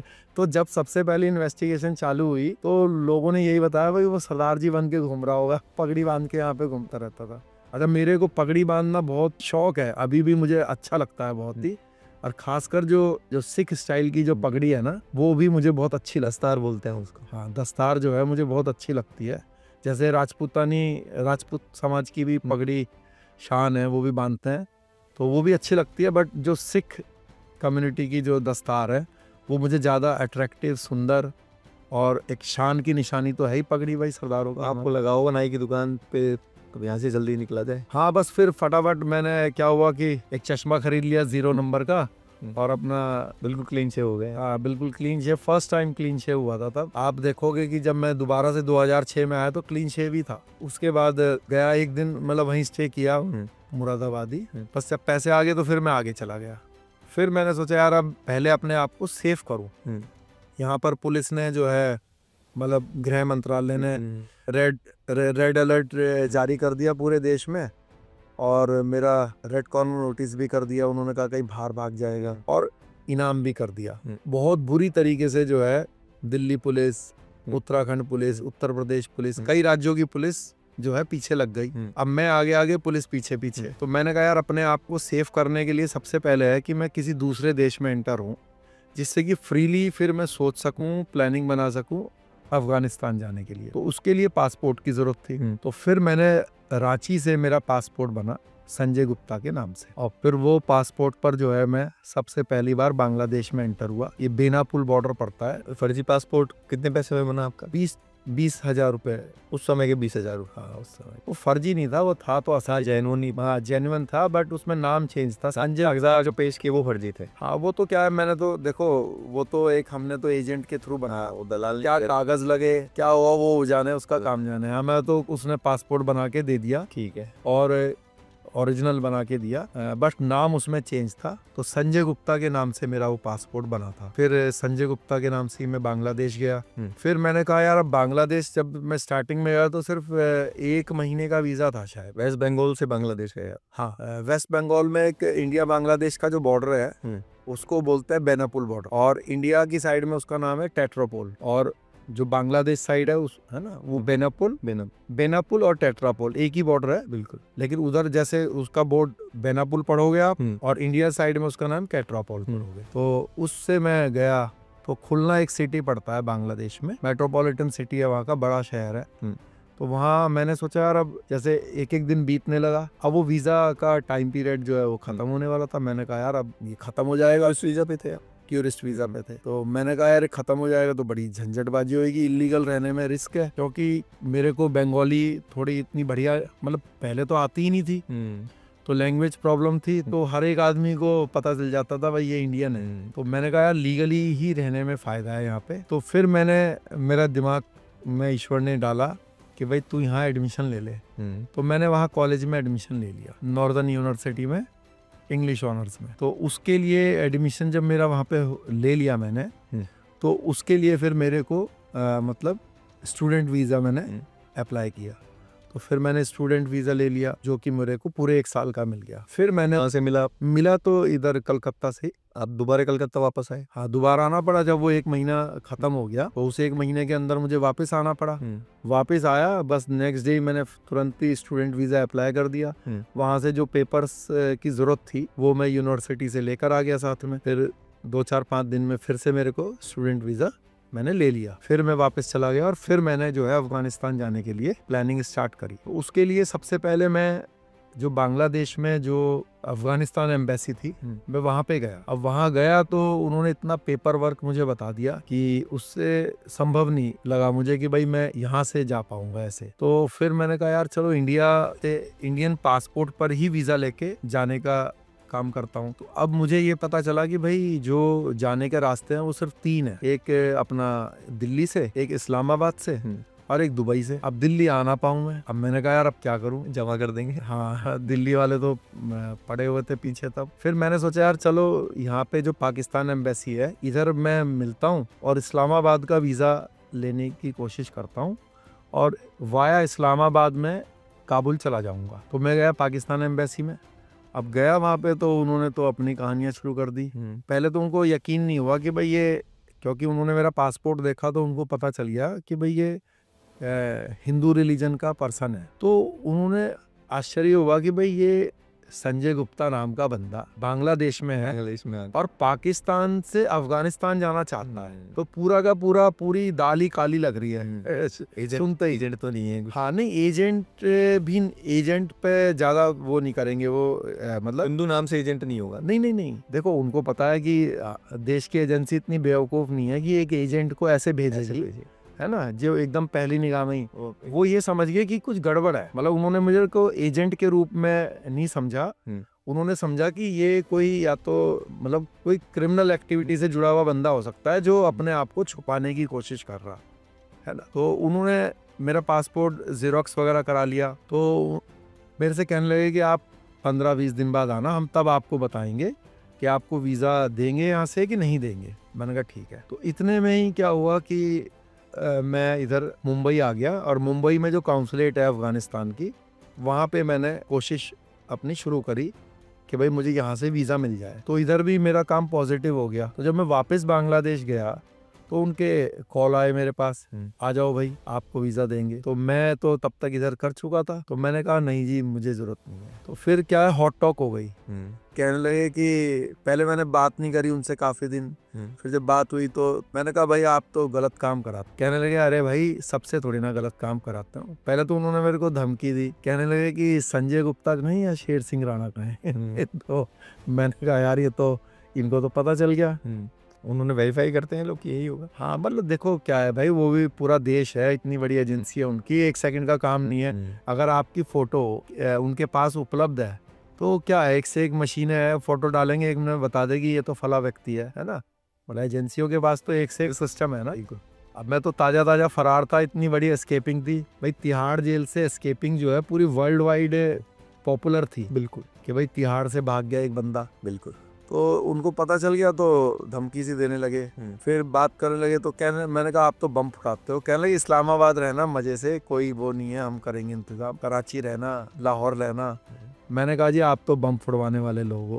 कह रहे हर एक से थोड़ी ना फुड़वाते हैं, बिजनेस करना वहाँ पे, सब आपको रहने के लिए जगह मिलेगी अच्छा यहाँ पे, वरना वापस तिहाड़ जाओगे, जेल काटोगे, क्या फ़ायदा। फिर थोड़ा और हॉट टॉक हो गई आपस में। तो मैंने फिर वो मोबाइल तोड़ ही दिया हमेशा के लिए, मोबाइल भी तोड़ दिया, सिम भी तोड़ दिया। मैंने कहा यार ये अब पीछे लग जाएंगे, कहीं ऐसा ना मेरे वहाँ पे मिशन में टांग अड़ाए। तो फिर इधर से जब मुझे वीज़ा मिल गया तो मैं बांग्लादेश से ही, ढाका से वाया दुबई जो है, मैं काबुल चला गया। काबुल पहुंचने के बाद जो है मुझे शुरुआती ये जानकारी थी, जैसे मैंने आपसे बताया था कि जो जसवंत सिंह जी थे विदेश मंत्री, तो उन्होंने कहा था कि भाई ये जो है कंधार के पास है। तो मैंने सोचा कंधार में होगी, तो मैं नेक्स्ट डे जो है कंधार पहुंच गया। अब जिसके थ्रू और जैसे पहुंचा, अब वो मुझ पे यकीन ना करे। वो मुझसे कहने लगा भाई मैं अफगानी हूँ, काबुल का हूँ, जब कंधार आता हूँ ना तो मेरी अम्मी मुझे 4 बार गले लगाती है कि भाई पता नहीं जिंदा भी आएगा कि नहीं वापस आएगा। कंधार का माहौल ऐसा ही था। और तू कह रहा है कि तू इंडिया से कल आया है पहली बार अफगानिस्तान, और पहले दिन आके अगले दिन तू यहाँ कंधार आ गया है, ऐसा तो ये हो नहीं सकता। ये बता कि किस देश के लिए काम कर, CIA के लिए करता है कि रॉ के लिए करता है, 1-2 और एजेंसियों के नाम लिए उनके लिए करता। तो मैंने कहा कि भाई मैं कोई जासूस वगैरह नहीं हूँ, मैं तो साधारण बंदा हूँ, और यहाँ पे एक डॉक्यूमेंट्री फिल्म बनाने की मेरी इच्छा है, और गौरी डायनेस्टी से रिलेटेड, तो उसके बारे में रिसर्च करने के लिए और वीडियो वगैरह बनाने के लिए मैं आया हूँ। खैर उसको बड़े मुश्किल से मतलब मैंने यकीन दिलाया, हाँ पता नहीं कितना हुआ होगा, नहीं हुआ होगा, बट चलो उसने मेरी थोड़ी बहुत हेल्प करनी शुरू की। तो हमने बहुत खोजबीन की मैंने वहाँ पे कंधार में, वहाँ पे नहीं वहाँ पे एक डॉक्टर साहब भी थे, बड़े बुजुर्ग थे उस समय, अकेले पूरे कंधार में अकेले हिंदू थे वो। उन्होंने कहा कंधार में नहीं है लेकिन गजनी के आसपास हो सकती है, ऐसा मैंने सुना है। तो फिर मैं वहाँ से वापस गया काबुल, फिर गजनी गया, गजनी जाकर भी कुछ जानकारी नहीं मिल पाई। फिर मैं हेरात गया, हेरात जो है ये ईरान बॉर्डर पे पड़ता है। तो इनकी जो डायनेस्टी थी, ये गौरी डायनेस्टी, ये एक्चुअली हेरात से ही काम था इनका, मतलब वहीं से ये डायनेस्टी की जड़ें वहीं थी। तो जो मोहम्मद गौरी जिसको हम बोलते हैं, एक्चुअली उनका नाम शहाबुद्दीन गौरी, और इनका जो बड़ा भाई था उनका नाम जो है ग्यासुद्दीन गौरी था। तो ग्यासुद्दीन गौरी असली सुल्तान था और ये उनका कमांडर था, सगे भाई थे। तो फिर मैं वहाँ गया, ग्यासुद्दीन गौरी मतलब ये हेरात गया। तो हेरात से मुझे पता चला कि भाई गजनी के पास एक जगह है देयक, वहाँ पे जो है शहाबुद्दीन गौरी की कब्र है। तो मैं निशानी के तौर पे क्या हुआ कि हेरात से भी कुछ पत्थर ले आया, इनके फादर थे बहाउद्दीन सोम। उनकी जो कब्र है वो कंधार से करीब 40 किलोमीटर बहुत इंटीरियर में है, एक पहाड़ के ऊपर। मैं दावा कर सकता हूँ कि आज तक हिंदुस्तान में पैदा हुआ कोई भी बंदा इतनी इंटीरियर में कंधार के, और वो भी उस पहाड़ के ऊपर, कोई नहीं गया होगा। इतना खतरनाक जगह और इतना मतलब बड़ी कष्टदायक जगह, और ये पहाड़ पे चढ़ना पड़ा था और बर्फ पड़ी हुई थी उस पहाड़ के ऊपर। और जो है भाई खतरा तो था ही, जब कंधार ही इतना मतलब समस्या वाला शहर था। तो वहां से भी मैं निशानी के तौर पे वो पत्थर लाया। किस लिए लाया कि मैं ये दिखाना चाहता था कि हमारे देश में भी ऐसे लोग हैं। अगर आप हमारे किसी देश के महापुरुष को का असम्मान करोगे, उसको ऐसे बेइज्जत करोगे, तो अगर हम चाहें तो जहां से हम पत्थर उठा के ला सकते हैं उसको तोड़ भी सकते हैं, हम भी अपमान कर सकते हैं। लेकिन हमारा वो मतलब हम वैसे व्यक्ति नहीं है उस विचारधारा के कि भाई किसी जो जीवित नहीं है उसको अपमान किया जाए। फिर मैं इस जगह पर आया तो फिर वीडियो वगैरह भी बनाई मैंने, तो आप YouTube पे वो देख भी सकते हो, शेर सिंह राणा अफगानिस्तान वीडियो। क्या एपिसोड रहा? साथ में कोई आपके साथ ही कलीग भी थे? नहीं, उस समय नहीं था। उस समय तो मैं पहली बार अकेले गया। अच्छा, एक ड्राइवर था जो गजनी का ही देख कर आ गया। हाँ, उसको देख के आ गया, वीडियो बना लिया। तो उसके बाद फिर मैं दोबारा गांव में गया कुछ दिनों के बाद। वहाँ पे मैं एज ए पाकिस्तानी गया, अपने आपको मैंने वहाँ पे एज ए पाकिस्तानी इंट्रोड्यूस किया। वैसे ही दाढ़ी वगैरह फिर से कर लिया? हाँ, वो तो दाढ़ी ऑटोमेटिकली बढ़ने लगी ना, जैसे कई दिनों तक बनाई नहीं, फिर वो कटवाई नहीं बस। उसके बाद मैंने उनको कहा यार मैं मेरी अम्मी ने ख्वाब देखा था तो मैं इसको रेनोवेशन कराना चाहता हूँ। उन्होंने कहा ठीक है, ये तो बड़े सवाब का काम है। तो उन्होंने परमिशन दे दी। अब काम शुरू हुआ, 2 दिन चला, फिर बंद हो गया, बंद करा दिया उन्होंने। मैं वहां पे गया शुरू कराने के लिए दोबारा, तो मुझे पकड़ लिया और पकड़ के उनको ये हो गया कि भाई इससे पूछताछ की जाए। तो वहां पे गांव में 2 पार्टी बन गई, एक कहे भाई पूछताछ करेंगे, एक कहे भाई नहीं करने देंगे। अब मेरी जेब में हनुमान चालीसा ऊपर। मैंने कहा अगर पूछताछ हुई, तलाशी ली, तो अभी जो है यहीं पर ही पृथ्वीराज चौहान जी के बीच पास में ही दफनाएंगे मुझे भी। तो खैर ईश्वर ने मेरी रक्षा की। और फिर वो जो मेरी प्लानिंग थी कि भाई मैं वहाँ पे रेनोवेशन कराते हुए, मतलब जब खुदाई वगैरह करवा दूंगा, तो वो प्लान फेल हो गया। इससे पहले भी कुछ 1-2 प्लानिंग बनाई थी, वो भी फेल हो गई। इसके बाद भी 1-2 बनाई, वो भी फेल हो गई। मतलब 2 बार पकड़ा भी गया वो प्लानिंग के तहत ही। मतलब उन्होंने मेरे को जैसे जब रोका तो पकड़ भी लिया। तो फिर सब जगह उन्होंने ये हो गया कि भाई ये व्यक्ति ठीक नहीं है, ये जासूस है, और भाई ये आए तो इसको पकड़ लो। तो फिर मैंने सोचा अब तो यार वहाँ जा भी नहीं सकता खुलेआम, तो अब तो चोरी ही करनी पड़ेगी। तो फिर मैंने रात के समय में गया। अब रात के समय गया तो पहली बार उसमें भी सफलता नहीं मिली। एक बंदे को अपने साथ लेके गया, क्योंकि पश्तो और फारसी भाषा वहाँ चलती थी। तो मैंने कहा कोई सड़क चलता मिल गया, कुछ बात करनी है तो कुछ तो बताने के लिए होना चाहिए। वहाँ क्या हुआ, उस दिन जब गए, फर्स्ट डे जब गया, तो बर्फ पड़ने लगी, रात के समय हो रहा था। अब वो दूर से तो वो गुम्बद दिखे, जब पास जाए तो गायब हो जाए। अब 1 बार 2 बार ऐसा हो गया। अब उसमें टाइम हो गया रात के 1-1:30 बज गया, 2 बज गया, बर्फ पड़ने लगी। वो जो बंदा था मेरे साथ वो वापस जाने लगा। अब तो मैं वो उसको देखूं वो वापस जाए, वो मेरी बात माने ना। मैंने कहा भाई 1 बार और चलते हैं। कह रहा भाई अब तो सुबह होने वाली है, ये उठ जाएंगे गाँव के लोग, मैं तो वापस जाऊंगा, कल आ जाएंगे। अब मैं उसको गुम्बद को देखूं, दूसरी तरफ उसको देखूं, और मेरे आंख में आंसू ही आंसू, रोने लगा मैं। एक बच्चे का नहीं होता, मेरे मन में ऐसा आने लगा यार भगवान जी मेरे क्या चाह रहे हो इतना। मतलब मैं तब तक इतनी मेहनत कर चुका था और जीवन को इतनी बार मतलब झंझट में डाल चुका था। मैं ये सोचता था तू एक डेड बॉडी है, जिंदा तो तू है ही नहीं। और वो भी हाई रिस्क वाली जगह पर थे आप। नहीं, मैं कहता हूँ कि भाई रोज वहाँ पे समझो कि उठता था तो एक नया जीवन था, क्योंकि हम हर चीज बिल्कुल डिफरेंट थी। और उस समय कोई वहाँ पे लॉ एंड ऑर्डर नहीं था, बिल्कुल वहाँ पे सबसे खतरनाक समय चल रहा था, क्योंकि नाटो की और तालिबान की आपस में फाइट चल रही थी। तो ये सबसे क्लैश वाला टाइम होता है ना। आज तो वहां पर कोई भी मुंह उठाए जा सकता है, वीडियो भी बना लेते हैं लोग, है ना, और फिर वो मजाक बनाने की कोशिश करते हैं, अरे यहीं आया था क्या। अरे भाई किसी भी जो जगह की जो वैल्यू होती है वो उस समय के अनुसार होती है। आज कई लोग सेल्यूलर जेल में जाते हैं और काला पानी पर जाके वीडियो बनाते हैं, ये है उसकी सेल, ये है उसकी सेल। लेकिन जब आज से 100 साल पहले जिसको काला पानी की सजा होती थी ना, तो वो वहां तक जाते जाते ही डर के मारे मर जाता था। तो हमें किसी भी चीज को सोचने बोलने से पहले ये विचार करना चाहिए कि भाई उस समय वहाँ पे क्या माहौल रहा होगा। मैं गया 2004 में, 20 साल पहले। तो 20 साल पहले वहाँ अलग माहौल था।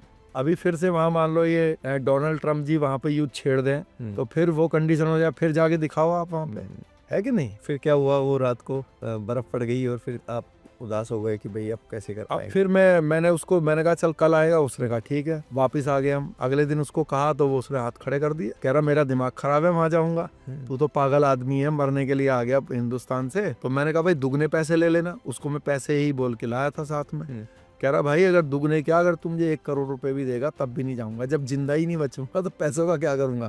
कह रहा अगर उन्होंने देख भी लिया ना तो वो ये कहेंगे भाई रात के समय तुम यहाँ कर क्या रहे हो। इसको आप ऐसे समझो कि मान लीजिए आप इस समय यहाँ पे मान लीजिए जयपुर में बैठे हो, रात के 12 बजे जयपुर के किसी मोहल्ले में कोई रात के 12 बजे मंदिर का दरवाजा तोड़े और मूर्तियों के साथ छेड़छाड़ करने लगे, तो मुझे लगता है कि जब तक पुलिस आएगी तो जो पब्लिक होगी ना उसको पीट पीट के मार देगी, बिल्कुल कर देगी ना। तो ये तो वहाँ की सिचुएशन है जहाँ इतना लॉ एंड ऑर्डर है, जहाँ पे 15-20 मिनट में पुलिस आ जाएगी बचाने के लिए। वहां तो कोई आएगा ही नहीं, कोई नहीं आएगा। आपने ताला तोड़ के वहां खुदाई कर रहे हो या खुरपा लेके बैठे हो और पकड़ लिया तो कोई आएगा ही नहीं ना बचाने के लिए, फिर तो आपको मारेंगे ही, वहीं गाड़ेंगे। तो अगर पकड़े गए तो आपका मृत्यु निश्चित है। तो उसने मना कर दिया। फिर बड़े मुश्किल, फिर मेरा 1-2 दिन और खराब हुए, बड़े मुश्किल से एक व्यक्ति को सेट किया, फिर उसको लेकर आया। फिर हमने, क्योंकि मेरे को काफी तजुर्बा हो गया था फेल हो के, तो फिर मैंने उस दिन जो है हर चीज बिल्कुल सही समय पर होती गई। हमने रात को खुदाई करी, जो सामान वहां से लाना संभव था उसको लेकर, उनकी मिट्टी लेकर, चंद्रबरदाई जी की और पृथ्वीराज चौहान जी की, वो मिट्टी लेकर जो है वापस मैं भारत आया। अभी अस्थियां तो इतने लंबे समय में, हाँ देखो क्या है कि 800 साल हो गए, तो 800 साल में अब हो सकता है कि भाई मतलब गली गई होंगी। और कई लोग ये भी बोलते हैं कि पता नहीं भाई ये जो है उनकी समाधि थी या नहीं थी या कैसे, अब गए भी नहीं गए। हाँ लेकिन क्या है, नहीं देखो गया ये तो खैर, मतलब मेरे पासपोर्ट केस चल रहा मेरा ना, अभी परसों ही तारीख थी, तो वो तो मेरा केस अभी तक चल रहा। भाई अगर नहीं गया तो हाथ जोड़ के निवेदन है, मेरा मुकदमा वापस कर ले गए, सरकार से ही बोल दो तुम नहीं गया था भाई, खत्म करा दो। तो वो तो मेरा पासपोर्ट एक्ट का केस चल रहा है, वो तो उस पासपोर्ट में जो है अराइवल और डिपार्चर की स्टैंप लगी हुई है, तो इसलिए वो तो आप उसको तो कोई चैलेंज नहीं कर सकता। क्योंकि मैंने अपना जो, जैसे यहाँ से जब वीजा मिला तो 14 दिन का मिला था मुंबई से, तो मैंने उसको एक्सटेंड कराया पहले काबुल से 1 महीने का, फिर उसको कंधार से ही एक्सटेंड कराया 3 महीने का। तो वो स्टैंप लगी हुई है एक्सटेंड करने की भी। रात को जब आपने कार्रवाई करी, पहुंचे अगले दिन जैसे तैसे, कितने बजे था और वो बताया? बस मैं उस दिन 9 बजे पहुंच गया वहाँ पे, और करीब 2 बजे तक हमने वो सब अपना खुदाई वगैरह वो सब काम किया, फिर वापस आए। जब आप वहाँ से पृथ्वीराज चौहान जी की वहाँ से मिट्टी एशेज लेकर आ रहे थे और फिर आपको इंडिया आना था, आप इंडिया आ गए, तो इंडिया में आप कहाँ, कौन से एयरपोर्ट पे आए और क्या प्रोसेस रहा? सबसे पहले मैं ये कोचीन जो पड़ता है जी, कोची आया, वहाँ से मुंबई, फिर वहाँ से कोलकाता। ओके। कोलकाता आने के बाद जो है, जो वहाँ से मिट्टी मैं लेकर आया था, तो उसका कुछ हिस्सा तो मैंने वहीं पे गंगा जी में प्रवाहित किया, और जो कुछ हिस्सा और जो दूसरा सामान था वो सब जो है मैंने एक सामाजिक संगठन था तो उनके सुपुर्द कर दिया। तो उन्होंने एक स्मारक के रूप में एक चबूतरे का निर्माण किया, ये जिला मैनपुरी में उत्तर प्रदेश में, और वहाँ पे एक चबूतरा बनाया उसमें, वो सारा सामान उसमें रख के। उसके बाद ये वाला मिशन जब कंप्लीट हो गया तो फिर मैं बांग्लादेश चला गया। फिर मैंने सोचा यार बहादुर शाह जफर जी भी आज़ादी के हमारे थे। हाँ, बर्मा, म्यांमार गए? म्यांमार, आप दोस्त बोल गए बांग्लादेश। हाँ नहीं, पहले बांग्लादेश गया। अच्छा, बांग्लादेश से म्यांमार गया। अच्छा, फिर दोबारा से बांग्लादेश गया? हाँ। अच्छा, वहाँ से फिर म्यांमार गया? हाँ, फिर वहाँ से म्यांमार गया, बांग्लादेश से ही बहादुर शाह जफर के हाँ ऑफिस लेने। हाँ, तो फिर म्यांमार जाके मैंने देखा कि यार ये जो है इनकी जो समाधि है, मतलब जी कब्र है, वो बड़े रिस्पेक्टफुल मैनर में वहाँ पे थी। तो मैंने सोचा इसको अगर मैंने छेड़छाड़ करी तो उल्टा ये खराब ही हो जाएगी, तो इसलिए फिर मैंने वहाँ पे तो कोई इस तरह का खुदाई वगैरह नहीं करी। और फिर मैं वापस जो है वही वापस बांग्लादेश आ गया। फिर मैंने मन बना लिया कि भाई अब मुझे फेस करना है केस को दोबारा से, तो सरेंडर करने का मन मैंने बनाना शुरू कर दिया। तो फिर कोलकाता के अंदर एक तरीके से वो सरेंडर कम अरेस्टिंग है, तो एक टीवी चैनल वालों से बात करी, किसी और से भी बात करी एक सेफ रास्ता के लिए, तो फिर जो है वो वहाँ से अरेस्टिंग कम सरेंडर हुआ। फिर दिल्ली लाए, यहाँ पे दिल्ली लाने के बाद जो है, मतलब पहले जो एकदम दिल्ली आने के तुरंत बाद ही एयरपोर्ट से बाय एयर लेकर आए थे कोलकाता से, तो पूरा जंजीरों से जकड़ा हुआ था। जंजीरों से जकड़ा हुआ था, तो वहाँ पे काफ़ी सारे ऑफिसर्स बैठे थे, तो उनमें एक थे अब कर्नैल सिंह जी, तो वो उस समय जॉइंट सीपी थे स्पेशल सेल के। बहुत ही मतलब डेकोरेटेड ऑफिसर हैं वो, बाद में ईडी के भी डायरेक्टर बने, बहुत ही अच्छे इंसान हैं। तो उन्होंने कहा भाई शेर सिंह देखो ले आए तुम्हें, मैंने नंबर भेजा था, फ़ोन नंबर, और मिला तुम्हें? मैंने कहा हाँ सर मिला था। तो कहने लगे कि फिर बात नहीं करी तुमने? तो मैंने कहा सर अब मैं बात करता तो आप कहते भाई सरेंडर करो, और मैं नहीं कर सकता था क्योंकि तब मैं अफगानिस्तान था, तो आपको ख़राब लगता। कह रहे हाँ ख़राब तो लगता, मैं तो सरेंडर के लिए बोलता, नहीं करते तो ख़राब तो लगता। तो मैंने कहा सर इसीलिए नहीं कॉल किया। तो कहने लगे अफगानिस्तान गए थे? मैंने कहा सर हाँ गए थे। तो उनके साथ में ही जो है एसीपी थे उस समय संजीव यादव जी, वो भी बहुत ही one of the top officer हैं हमारे पूरे देश के ही। ये बाटला हाउस जो है उन्हीं के ऊपर बनी हुई है मूवी, तो तब वो एसीपी थे स्पेशल सेल में। वो भी बहुत अच्छे इंसान है, बहुत इंटेलिजेंट, बहुत बहादुर। तो संजीव सर बोले कि हाँ सर गया है, अफगानिस्तान गया था शेर सिंह, और पासपोर्ट हमारे पास रिकवर हुआ है इनके पास से। तो कहा दिखाओ भाई, पासपोर्ट लेकर आए फिर वो मेरा। तो उन्होंने पासपोर्ट देखा, उसमें अराइवल डिपार्चर देखा। फिर क्या है, मैंने वीज़ा एक्सटेंड कराया था, जैसे यहाँ से जब मिला था मुंबई कॉन्सुलेट से, तो वो 14 दिन का मिला था शुरू में। तो फिर मैंने काबुल में उसको एक्सटेंड कराया था 1 महीने का। फिर वो जब 1 महीना भी ख़त्म होने वाला था तो फिर कंधार से मैंने एक्सटेंड कराया था 3 महीने का। तो वो सब उसमें था। तो उन्होंने कहा यार वाह, काबुल भी गए, कंधार भी गए। तो कहने लगे कि मिट्टी वगैरह वहाँ से लाए हो? मैंने कहा हाँ सर। कह रहे देश के लिए तो अच्छा काम किया तुमने। तो कहने लगे इसलिए हम तुम पे कोई भी वैसा केस नहीं लगाएंगे। कह रहे वरना एक पिस्टल तो तुम्हारे ऊपर लगनी चाहिए, इतना बड़ा नाम है, अरेस्टिंग की है, तो ऐसे ही अरेस्टिंग करके दिखाएंगे तो कोई यकीन नहीं करेगा। तो कह रहे लेकिन तुम्हारे ऊपर नहीं लगाएंगे क्योंकि तुमने अच्छा काम किया देश के लिए। और फिर सबसे अच्छी बात उन्होंने कही, देखो तुम 2.5 साल फरार रहे, क्योंकि उनको तो सब पता था, वो तो सारे फ़ोन टेपिंग वगैरह सब करते थे। कहने लगे कि पहला बंदा मैंने ऐसा देखा कि 2.5 साल जिसको मौका मिला और उसने कोई क्राइम नहीं किया, मतलब कमर्शियल क्राइम नहीं करा कि भाई किसी से एक्सटॉर्शन कराओ, किसी से पैसे मांगे हो, कोई गलत काम किया हो। तो कह रहे इसलिए मैं खुश हूँ कि तुमने कोई क्राइम नहीं करा मौका मिलने पर भी।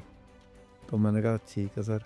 तो फिर मेरी वो हथकड़ी, जंजीर वंजीर सब उन्होंने खुलवा दी। कह रहे अब नहीं कहीं जाएगा ये। फिर बस फिर तिहाड़ जेल वापस। आपको क्या लगता है कि आपसे जाने अनजाने में अपराध हुआ, आप अपने आप को अपराधी की तरह महसूस करते हैं, या आप देशभक्त अपने आप को समझते हैं कि आपने देश के लिए कुछ गौरव का काम किया? किस नज़रिए से देखा जाना चाहिए आप? देखो खुद का तो जो नज़रिया है इंसान का, उससे तो कोई बहुत बड़ा फ़र्क पड़ता नहीं है। नज़रिया जो ज़माने का होता है, जो दुनिया का होता है, उससे फ़र्क पड़ता है। तो खुद को तो हर इंसान सबसे अच्छा ही मानता होगा मुझे लगता है। बाकी मुझे तो लगता है कि मैं एक अच्छा इंसान हूँ, अपने देश से प्यार करने वाला हूँ, अपने समाज से, अपने धर्म से, अपने सभी लोगों से मतलब एक प्रेम भावना रखता हूँ। लेकिन जो है समाज की जो आपने बात करी, तो देखो जैसे मैंने एक एग्जांपल तो ये दिया ही आपको, मैं आपको आपके राजस्थान का ही एग्जांपल देता हूँ। मैं 2016 में जब रिलीज़ हुआ फर्स्ट टाइम, तो मेरे को क्या है कि एंट्रीम बेल मिली 14 दिन के लिए। तो जब मैं 14 दिन के लिए छूट के आया, उस समय ये जो मौसम विभाग है उसके डीजी थे लक्ष्मण सिंह राठौर जी। तो राठौर साहब ने किसी के थ्रू मेरे पास मैसेज आया कि वो आपसे मिलना चाहते हैं। तो उनको बंगला मिला हुआ था दिल्ली के अंदर, मौसम विभाग जहाँ है वहीं पर ही बंगला था वो। मैं गया वहाँ पे, तो वहाँ पे राजस्थान के बहुत ही जो रिस्पेक्टेड लोग हैं हर कास्ट के, वो उन्होंने वहाँ पे बुलाए हुए थे। सब ने मुझे बड़ा आशीर्वाद दिया। उन्होंने कहा यार बहुत ही ज़बरदस्त काम किया,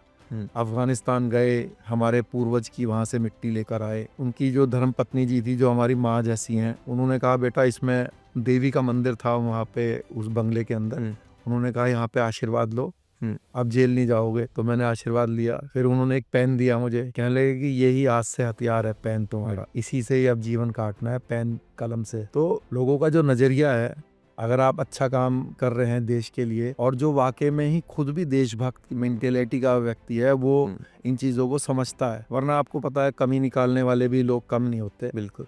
लेकिन क्या है कि आप सबको संतुष्ट भी नहीं कर सकते।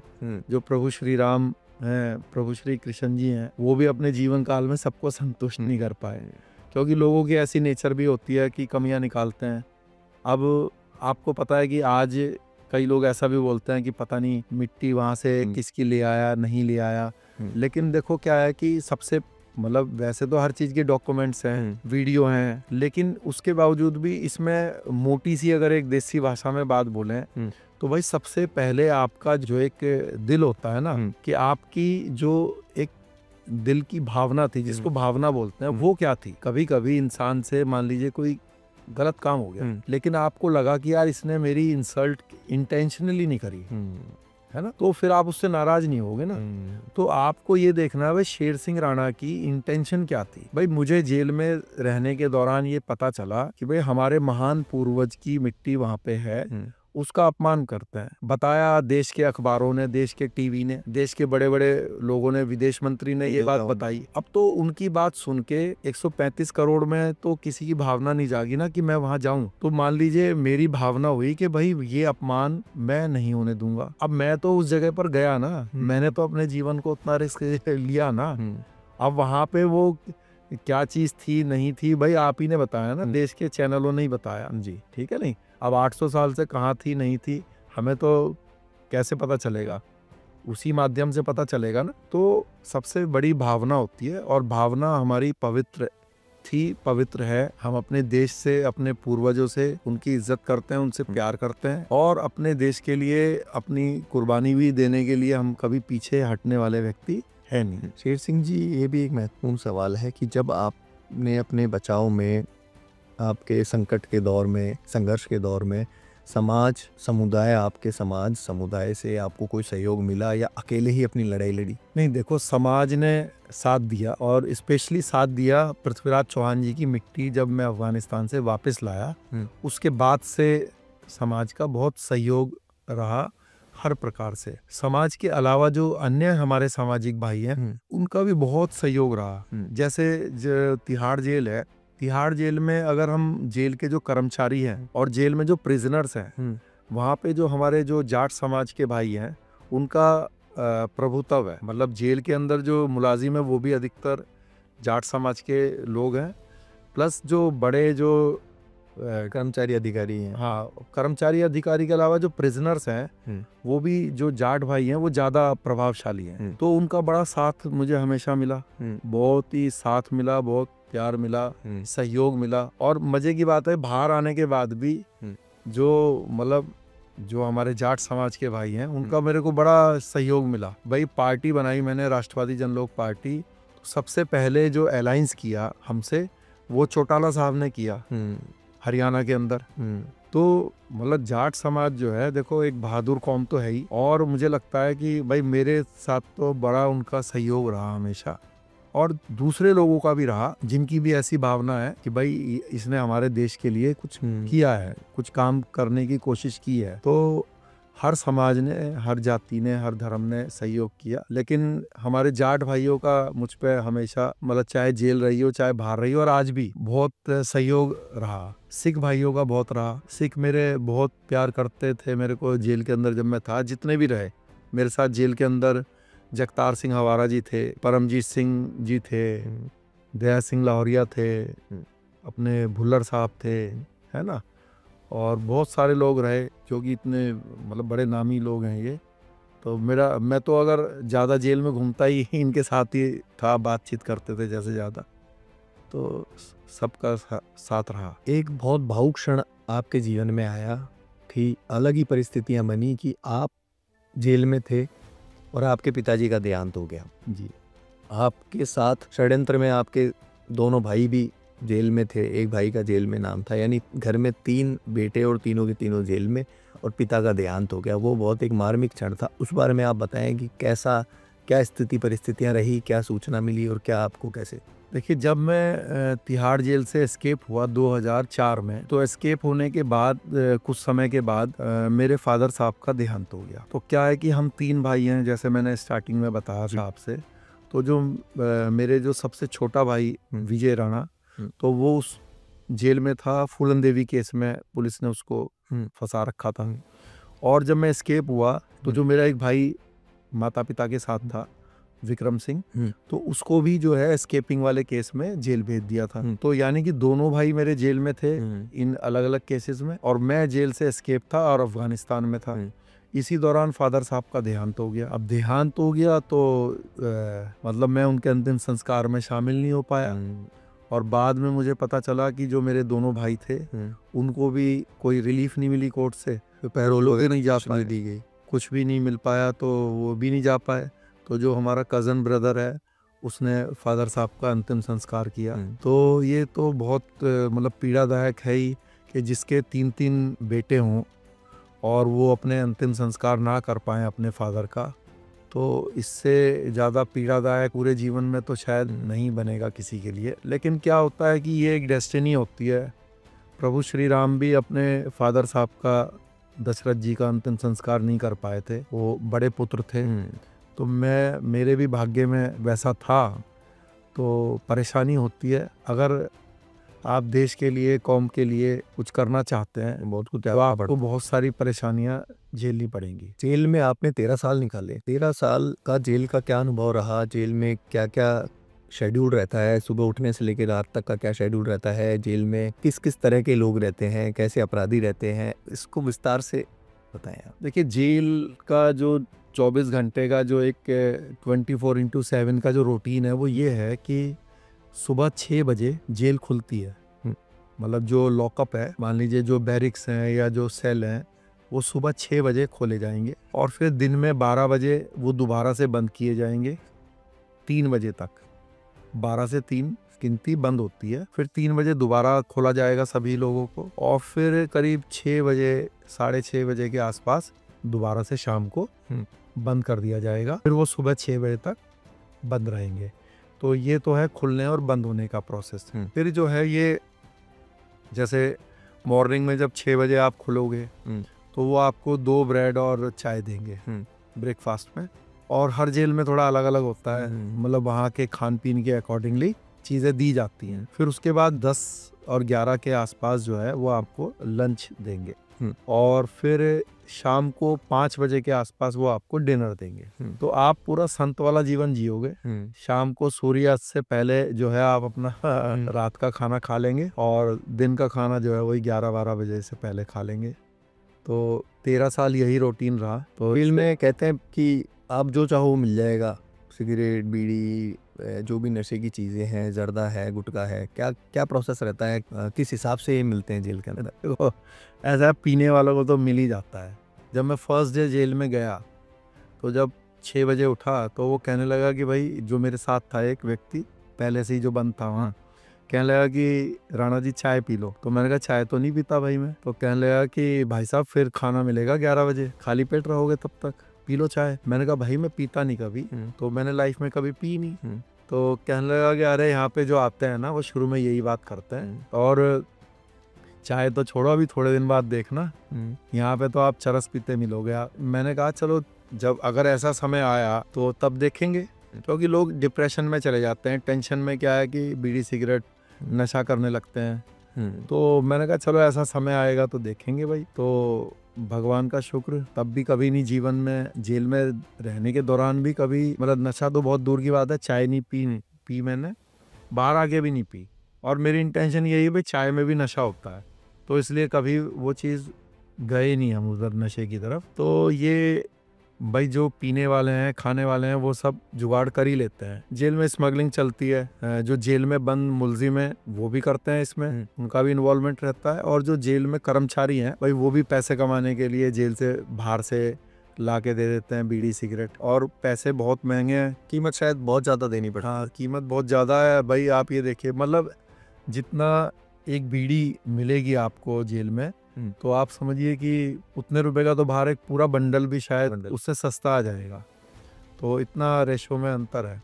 और चरस वगैरह भी, ये भी जो पीने वाले हैं पीते हैं, लाते हैं, है ना, पेट में डाल के ले आते हैं। आप यकीन नहीं करेंगे, इतने बड़े बड़े गुटके मुंह में निगल के और ले आते हैं, और फिर आके जो है अपना टॉयलेट के रास्ते से बाहर आ जाता है वो, या फिर उल्टी कर वॉमिटिंग करके निकाल देते हैं बाहर। जेल में वीआईपी कल्चर के बारे में थोड़ा बताएं। तो वीआईपी कल्चर का तो ये है भाई, मतलब एक लिमिटेड वो है। एक्चुअली क्या है, पहले तो हमें ये समझना चाहिए कि जो तिहाड़ जेल है वो देश की दूसरी जेलों से थोड़ी ज़्यादा सख्त क्यों है? इसका रीज़न ये है कि वैसे तो जेल जो है वो दिल्ली सरकार के अंडर में आती है, लेकिन जो जेल का जो सबसे बड़ा अधिकारी है, जो कि डायरेक्ट मतलब जो जेल को चला रहे हैं, तो वो है डीजी प्रिजन। जो डीजी प्रिजन है उनकी नियुक्ति करती है केंद्र सरकार, केंद्रीय गृह मंत्रालय एलजी के द्वारा करती है। जो राज्य की जेल है, मान लीजिए आपके राजस्थान की जेल है, अब राजस्थान में कोई जेल मंत्री होगा तो हर दूसरे आदमी जो है अपने एमएलए के द्वारा जेल मंत्री को अप्रोच कर सकता है, क्योंकि जेल मंत्रालय कोई बहुत बड़ा मंत्रालय भी नहीं है। तो वहां पर क्या है कि अप्रोच चल जाती है। अच्छा, जो वहां पे जो अधिकारी हैं वो अप्रोच को इसलिए मान भी लेते हैं कि आज मान लीजिए जयपुर जेल में कोई कर्मचारी है, अब नेताजी ने कहा कि यार इसको ऐसे ऐसे करो। अब उसको पता है कि यार अगर मैं इसकी बात नहीं मानूंगा तो अगर ये मेरा ट्रांसफर यहाँ से जयपुर से बाड़मेर करा देगा तो बहुत झंझट आएगा। यहाँ जयपुर में मेरे बच्चे पढ़ रहे हैं, मजा ले रहे हैं, फालतू में वहाँ रेगिस्तान में जो है परेशानियां झेलूंगा। तो इसलिए जो है वो उससे थोड़ा सा कोऑपरेट करते हैं। भाई तिहाड़ में आप किसी को ये कहोगे कि तेरा ट्रांसफर करा दूंगा तो क्या है, तिहाड़ है तो दिल्ली में ही ना पूरा सिस्टम। भाई तिहाड़ जो है उसमें 8 जेलें हैं, तो जेल नंबर 1 से आप जेल नंबर 4 में भेज दोगे, तो है तो उसी कंपाउंड में। जैसे सत्येंद्र जैन का वीडियो वायरल हुआ था, मसाज कराते हुए बैरक में रूम में लेटे हुए, एसी कूलर की हवा खाते हुए, क्या इस तरह का माहौल मिलता है? जो एक्चुअली क्या है, हर सेल के अंदर सीसीटीवी लगे हुए हैं, तो वो सीसीटीवी की वीडियो बना के वो दिखाया गया था। जेल में जो ये मालिश वगैरह जो कराने का जो वो है ना, ये कोई बहुत बड़ा वो नहीं है कि भाई जैन साहब ही करा सकते थे इसको। तो एक्चुअली क्या है, जेल के अंदर आप इसको समझ लीजिए कि जेल में 80% जो लोग हैं वो बेचारे बहुत ही साधारण और गरीब प्रिजनर हैं। मतलब इतनी ज़्यादा उनकी हालत खस्ता रहती है कि उनके पास समझिए कि 1000 रुपये भी नहीं है खर्च करने के लिए। तो अब उनको भी कोई सहयोग चाहिए, भाई उनको भी तेल चाहिए, साबुन चाहिए, बाल्टी चाहिए, शैम्पू चाहिए।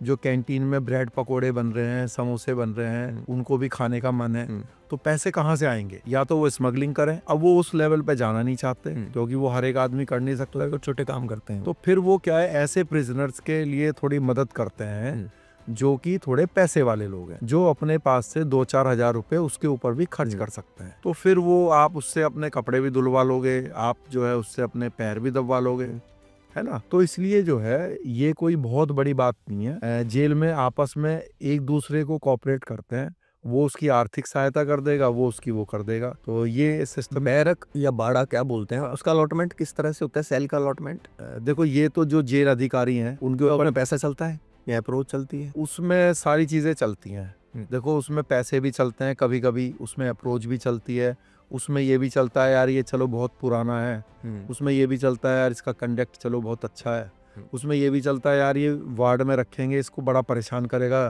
500 आदमियों को, तो इसको जो है यहाँ पे 10 आदमियों के साथ रख दो, है ना। तो उसमें बहुत सारी बातें हैं जो जेल वाले कंसीडर करते हैं कि भाई किस बंदे को जो है सेल के अंदर रखना है, किसको बैरिक में रखना है। क्योंकि मान लीजिए कोई बैरिक में रखा, अब खुराफाती बंदा है, अब वहाँ पे बैरिक में 200 लोग हैं, पता लग रात को 1 बजे जो है नंगा होके नाचने लगा, तो अब ऐसे खुराफाती को क्या करोगे? सेल में रखना पड़ेगा, मजबूरी है, जिससे कि अकेले रहे।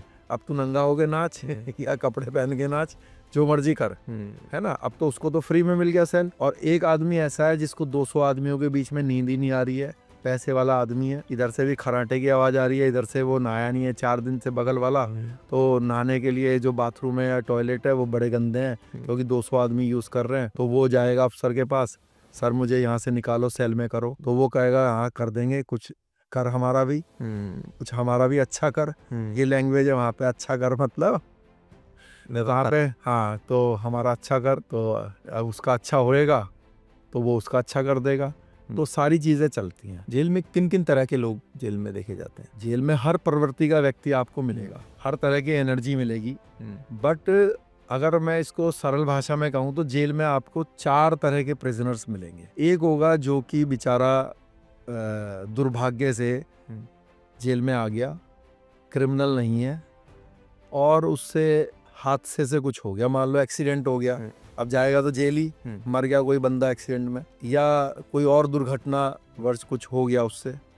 तो अब जब ऐसा बंदा जाता है जो किसी दुर्घटना के कारण चला गया गैर इरादतन, तो वो तो ज़्यादा परेशान रहेगा, क्योंकि वो तो क्रिमिनल मेंटालिटी का तो है नहीं। तो एक तो ये वाली वैरायटी है। दूसरी वैरायटी है जो कि प्योर कमर्शियल क्रिमिनल है ना, तो वो आदतन ऑफेंडर्स हैं।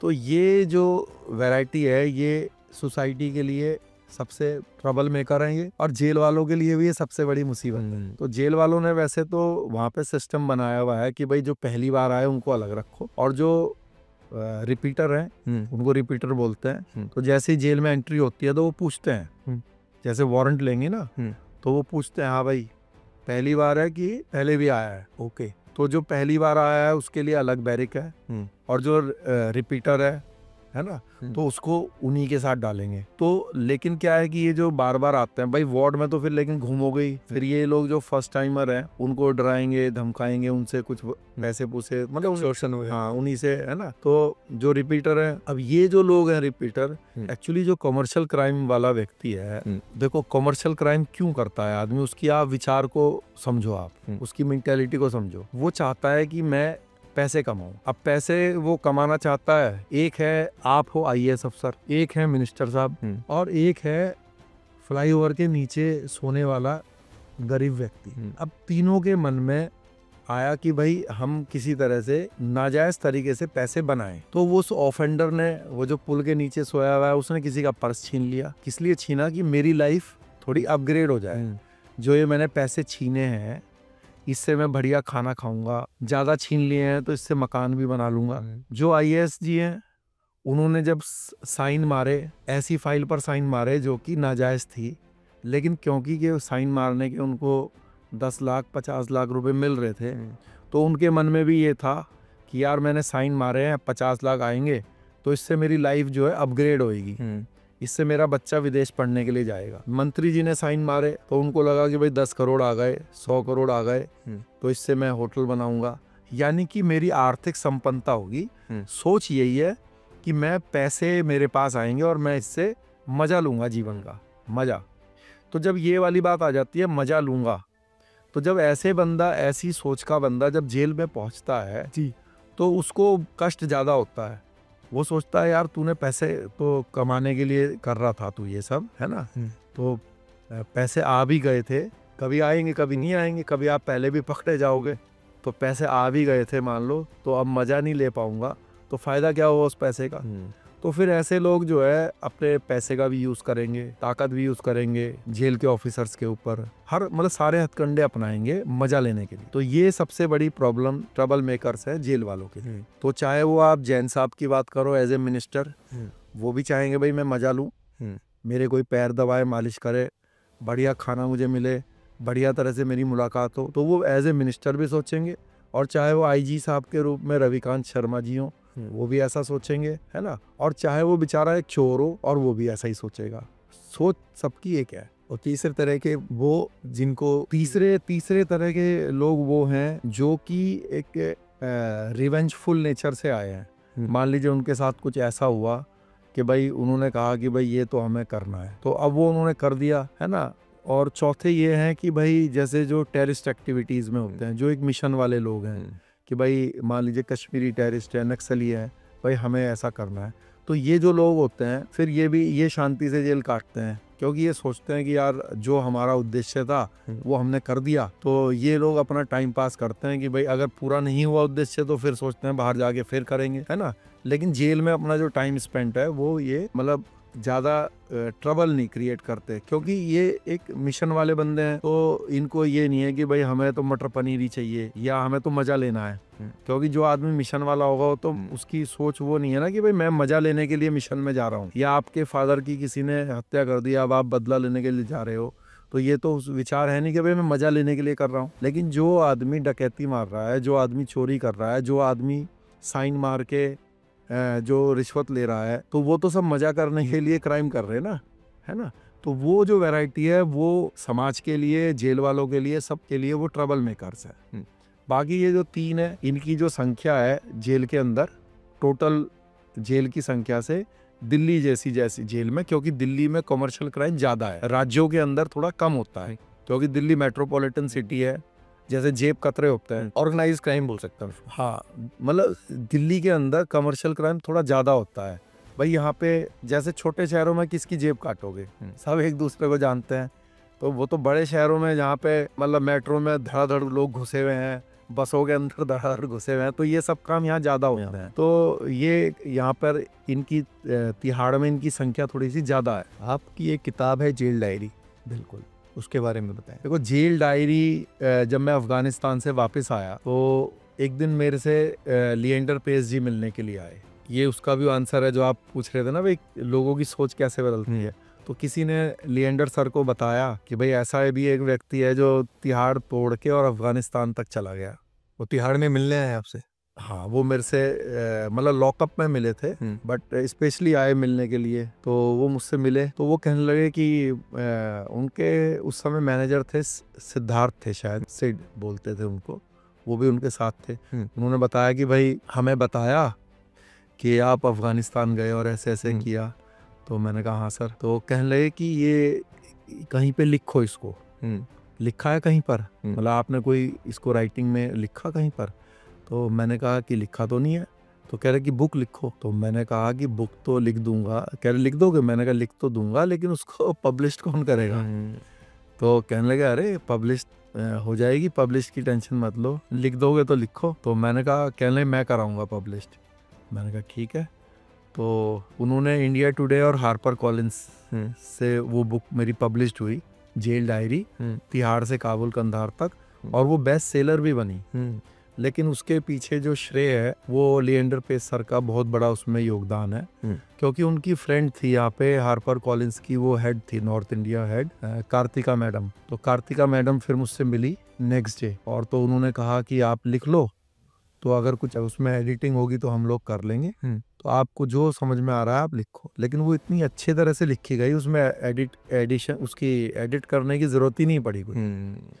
तो फिर वो बेस्ट सेलर भी बनी बुक। पप्पू यादव जेल में थे, बहुत जिम करना, कसरत करना, मोबाइल यूज करना, कैसे जेल काटी उन्होंने?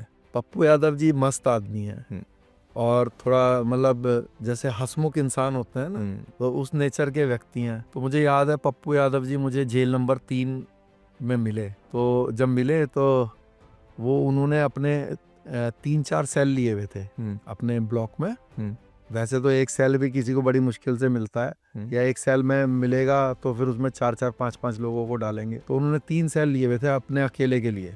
3 क्या 4 थे। एक में तो वो सोते थे, एक में उन्होंने जो है अपना ये डाइनिंग सिस्टम बना रखा था, खाना पीना उसमें रखते थे और खाते थे। एक में उन्होंने जिम बनाया हुआ था, और एक में उन्होंने जो है म्यूजिकल इंस्ट्रूमेंट रखे हुए थे, ये डोल, ये ड्रम वगैरह नहीं होते।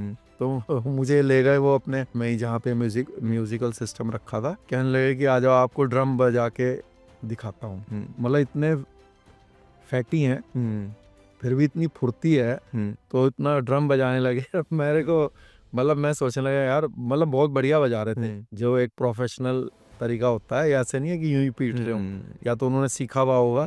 तो उन्होंने अपना टाइम जो है वो एक अच्छी तरह से स्पेंड किया। और क्या है कि उसके पीछे डेली जो है 200-300 लोगों का खाना बनवाते थे। तो क्या है कि उस समय एक कश्मीरी था जो कि मतलब डबल एजेंट था इंडिया और पाकिस्तान का। ओके। तो दुबई रहता था वो। तो क्या है काफ़ी ज़्यादा पैसे खर्च करता था वो। तो वो उसको पप्पू यादव जी ने कैच कर लिया। वो कैच हो भी गया खुद, क्योंकि उसको भी ज़रूरत थी। उससे डायरेक्ट पैसे लेते हुए थोड़ा ऑफिसर्स वगैरह डरते थे, और उसकी हेल्प करते हुए भी डरते थे, क्योंकि हमारे जो एजेंसी है रॉ, उसकी थोड़ी निगाह थी उस पर। उन्होंने उसको अरेस्ट भी कराया था। पैसे वो खर्च करता था भाई, जिम के लिए पैसे चाहिए, या मान लो किसी भी चीज़ के लिए, या रोज़ मान लो 100 लोगों का खाना बन रहा, तो पप्पू यादव जी मजा कराते थे, खर्चा वो करता था। तो उनका अच्छा, मतलब अच्छे से उन्होंने जेल स्पेंड। आपने भी रॉ का नाम लिया, इससे एक आजकल बहुत ट्रेंडिंग में चल रहे हैं लकी बिस्ट, जो अपने आप को रॉ एजेंट बताते हैं, उनके बारे में थोड़ा सा 2 शब्द बताएं। देखो क्या है कि मुझे तो ऐसा लगता है कि वो मेरे साथ रहे हैं, लेकिन उन्होंने एक इंटरव्यू में मैंने सुना था, उन्होंने कहा कि भाई मैं नहीं रहा RTI डालने, और उन्होंने मेरे को क्रिमिनल साबित भी कर दिया कि भाई जेल में था, क्रिमिनल है। तो देखो क्या है कि वैसे तो मैं ज़्यादा उनके बारे में क्या डिस्कशन करूं, क्योंकि उनको ऐसा लगता है कि उनका नाम लेके लोग फेम पाने हैं। जबकि मुझे लगता है कि वो शायद तब निकर पहन के घूमते होंगे जब मेरा आज तक पर एक आधे घंटे का इंटरव्यू आया था सन 2005 में, है ना। तो मुझे नहीं लगता कि मुझे किसी के नाम के सहारे की ज़रूरत है, क्योंकि ईश्वर ने हमसे ऐसे कार्य कराए हैं कि खुद ही वो बहुत ही मतलब उसकी वो है नेम फेम है। बट क्या है कि पहली बात तो मैं बता दूं कि जेल में जो आरटीआई है वो इस पॉइंट पर लागू नहीं हो। अगर आपके दर्शकों को मैं बता दूं कि आप 10 रुपये ही तो लगते हैं, 50 रुपये लगेंगे, एक आरटीआई डाल के देख लो, तो उसका जवाब क्या आएगा मैं अभी बता देता हूं। उसका जवाब आएगा कि फला फला अंडर सेक्शन के तहत हमारे जेल विभाग को छूट है और ये जानकारी आपको उपलब्ध नहीं कराई जा सकती है, जवाब देने के लिए बाध्य नहीं है। हाँ, कि कौन प्रिजनर कहाँ पे रखा गया है और किस समय रखा गया है, तो जेल विभाग को छूट है। तो वो भाई ये बोल रहे थे कि भाई आरटीआई डाल लो, 1 मिनट में पता चल जाता है। तो वो रॉ के इतने बड़े एजेंट रहे, लेकिन उनको इतनी मामूली सी भी जानकारी नहीं है। तो दुर्भाग्य है कि इतने मतलब रॉ के ऑफिसर होने के बाद इतनी बात तो पता ही होनी चाहिए। तो बड़ी अंडरस्टूड बात है कि बहुत सारे डिपार्टमेंट्स को आरटीआई से छूट मिली हुई है, जो देश की सुरक्षा से रिलेटेड चीज़ है। दूसरा, क्रिमिनल क्यों कहा कि भाई मैं जेल में था, जब मैं जेल से बाहर था तो मैं भी एक अच्छा साधारण इंसान था। क्रिमिनल तो कोई उनके लिए भी कह सकता है, 2 मर्डर में शायद वो भी जल गए। मैं वही कह रहा हूँ, तो भाई वो भी तो जेल में ही थे। और इसमें एक बात है कि देखो, उनके ऊपर जो मर्डर केस लगा वो लगा सुपारी किलिंग का। मेरे ऊपर जो मर्डर केस लगा वो लगा कि भाई ये भावुकता में आके जाति की इंसल्ट का बदला लेने के लिए, मतलब मेरी जो लाइन दी पुलिस ने, जो आरोप लगे भाई किया या नहीं किया वो एक डिफरेंट चीज़ है, लेकिन मेरे ऊपर ये लाइन लगी कि भाई इसने भावुकता में अपने समाज के लिए ऐसे किया। उनके ऊपर लगा कि भाई उन्होंने जो है एक मतलब पैसे लेकर कॉन्ट्रैक्ट किलिंग करी। आपको बता दूं, इस धरती पर सबसे जो नाजायज क्राइम है, जो सबसे मतलब जो सबसे खराब आदमी जिस क्राइम को करेगा वो कॉन्ट्रैक्ट किलिंग है। क्योंकि जब आप डकैती भी मारते हो ना, तो आपकी इंटेंशन होती है पैसे छीनने की, लेकिन हादसे में बंदा मर जाता है। जब आप किसी का रेप और मर्डर जब होता है ना, तो इंटेंशन होती है रेप करने की, लेकिन उसमें मर्डर हो जाता है। लेकिन जिसकी इंटेंशन ही ये हो कि भाई मुझे पैसे मिलेंगे और अब मैं गोली मारूंगा, तो आप सोच लो कि हत्या करने के लिए जो आदमी पैसे ले रहा हो, अब किया नहीं किया या हमने किया नहीं किया ये तो ईश्वर जानता है, न्यायालय डिसाइड करेगा। हाँ, ये तो ईश्वर जानता है, लेकिन पुलिस ने केस तो यही बनाया। तो क्रिमिनल तो जो आदमी जेल में आ गया है, किसी को भी आप बोल सकते हो, है ना। अब वो है या नहीं है वो तो उस ऊपर वाला ही जानता है। दूसरा, मैं तो ये भी कहूँगा कि जैसे वो खुद ये बताते हैं कि वो जब 10th क्लास उन्होंने पास करी तो वो भर्ती हुए। तो हम सबको पता है, जिसको भी नॉलेज है, कि भाई 10th क्लास के बाद जो नौकरी लगती है वो एक सिपाही की नौकरी लगती है। तो यानी कि वो सिपाही के रूप में आर्मी में या पैरामिलिट्री फोर्स में वो भर्ती हुए। भर्ती होने के बाद डेपोटेशन पे एनएसजी में गए, 3 साल के लिए जा सकते हैं। हाँ, एनएसजी में आप जा सकते हो।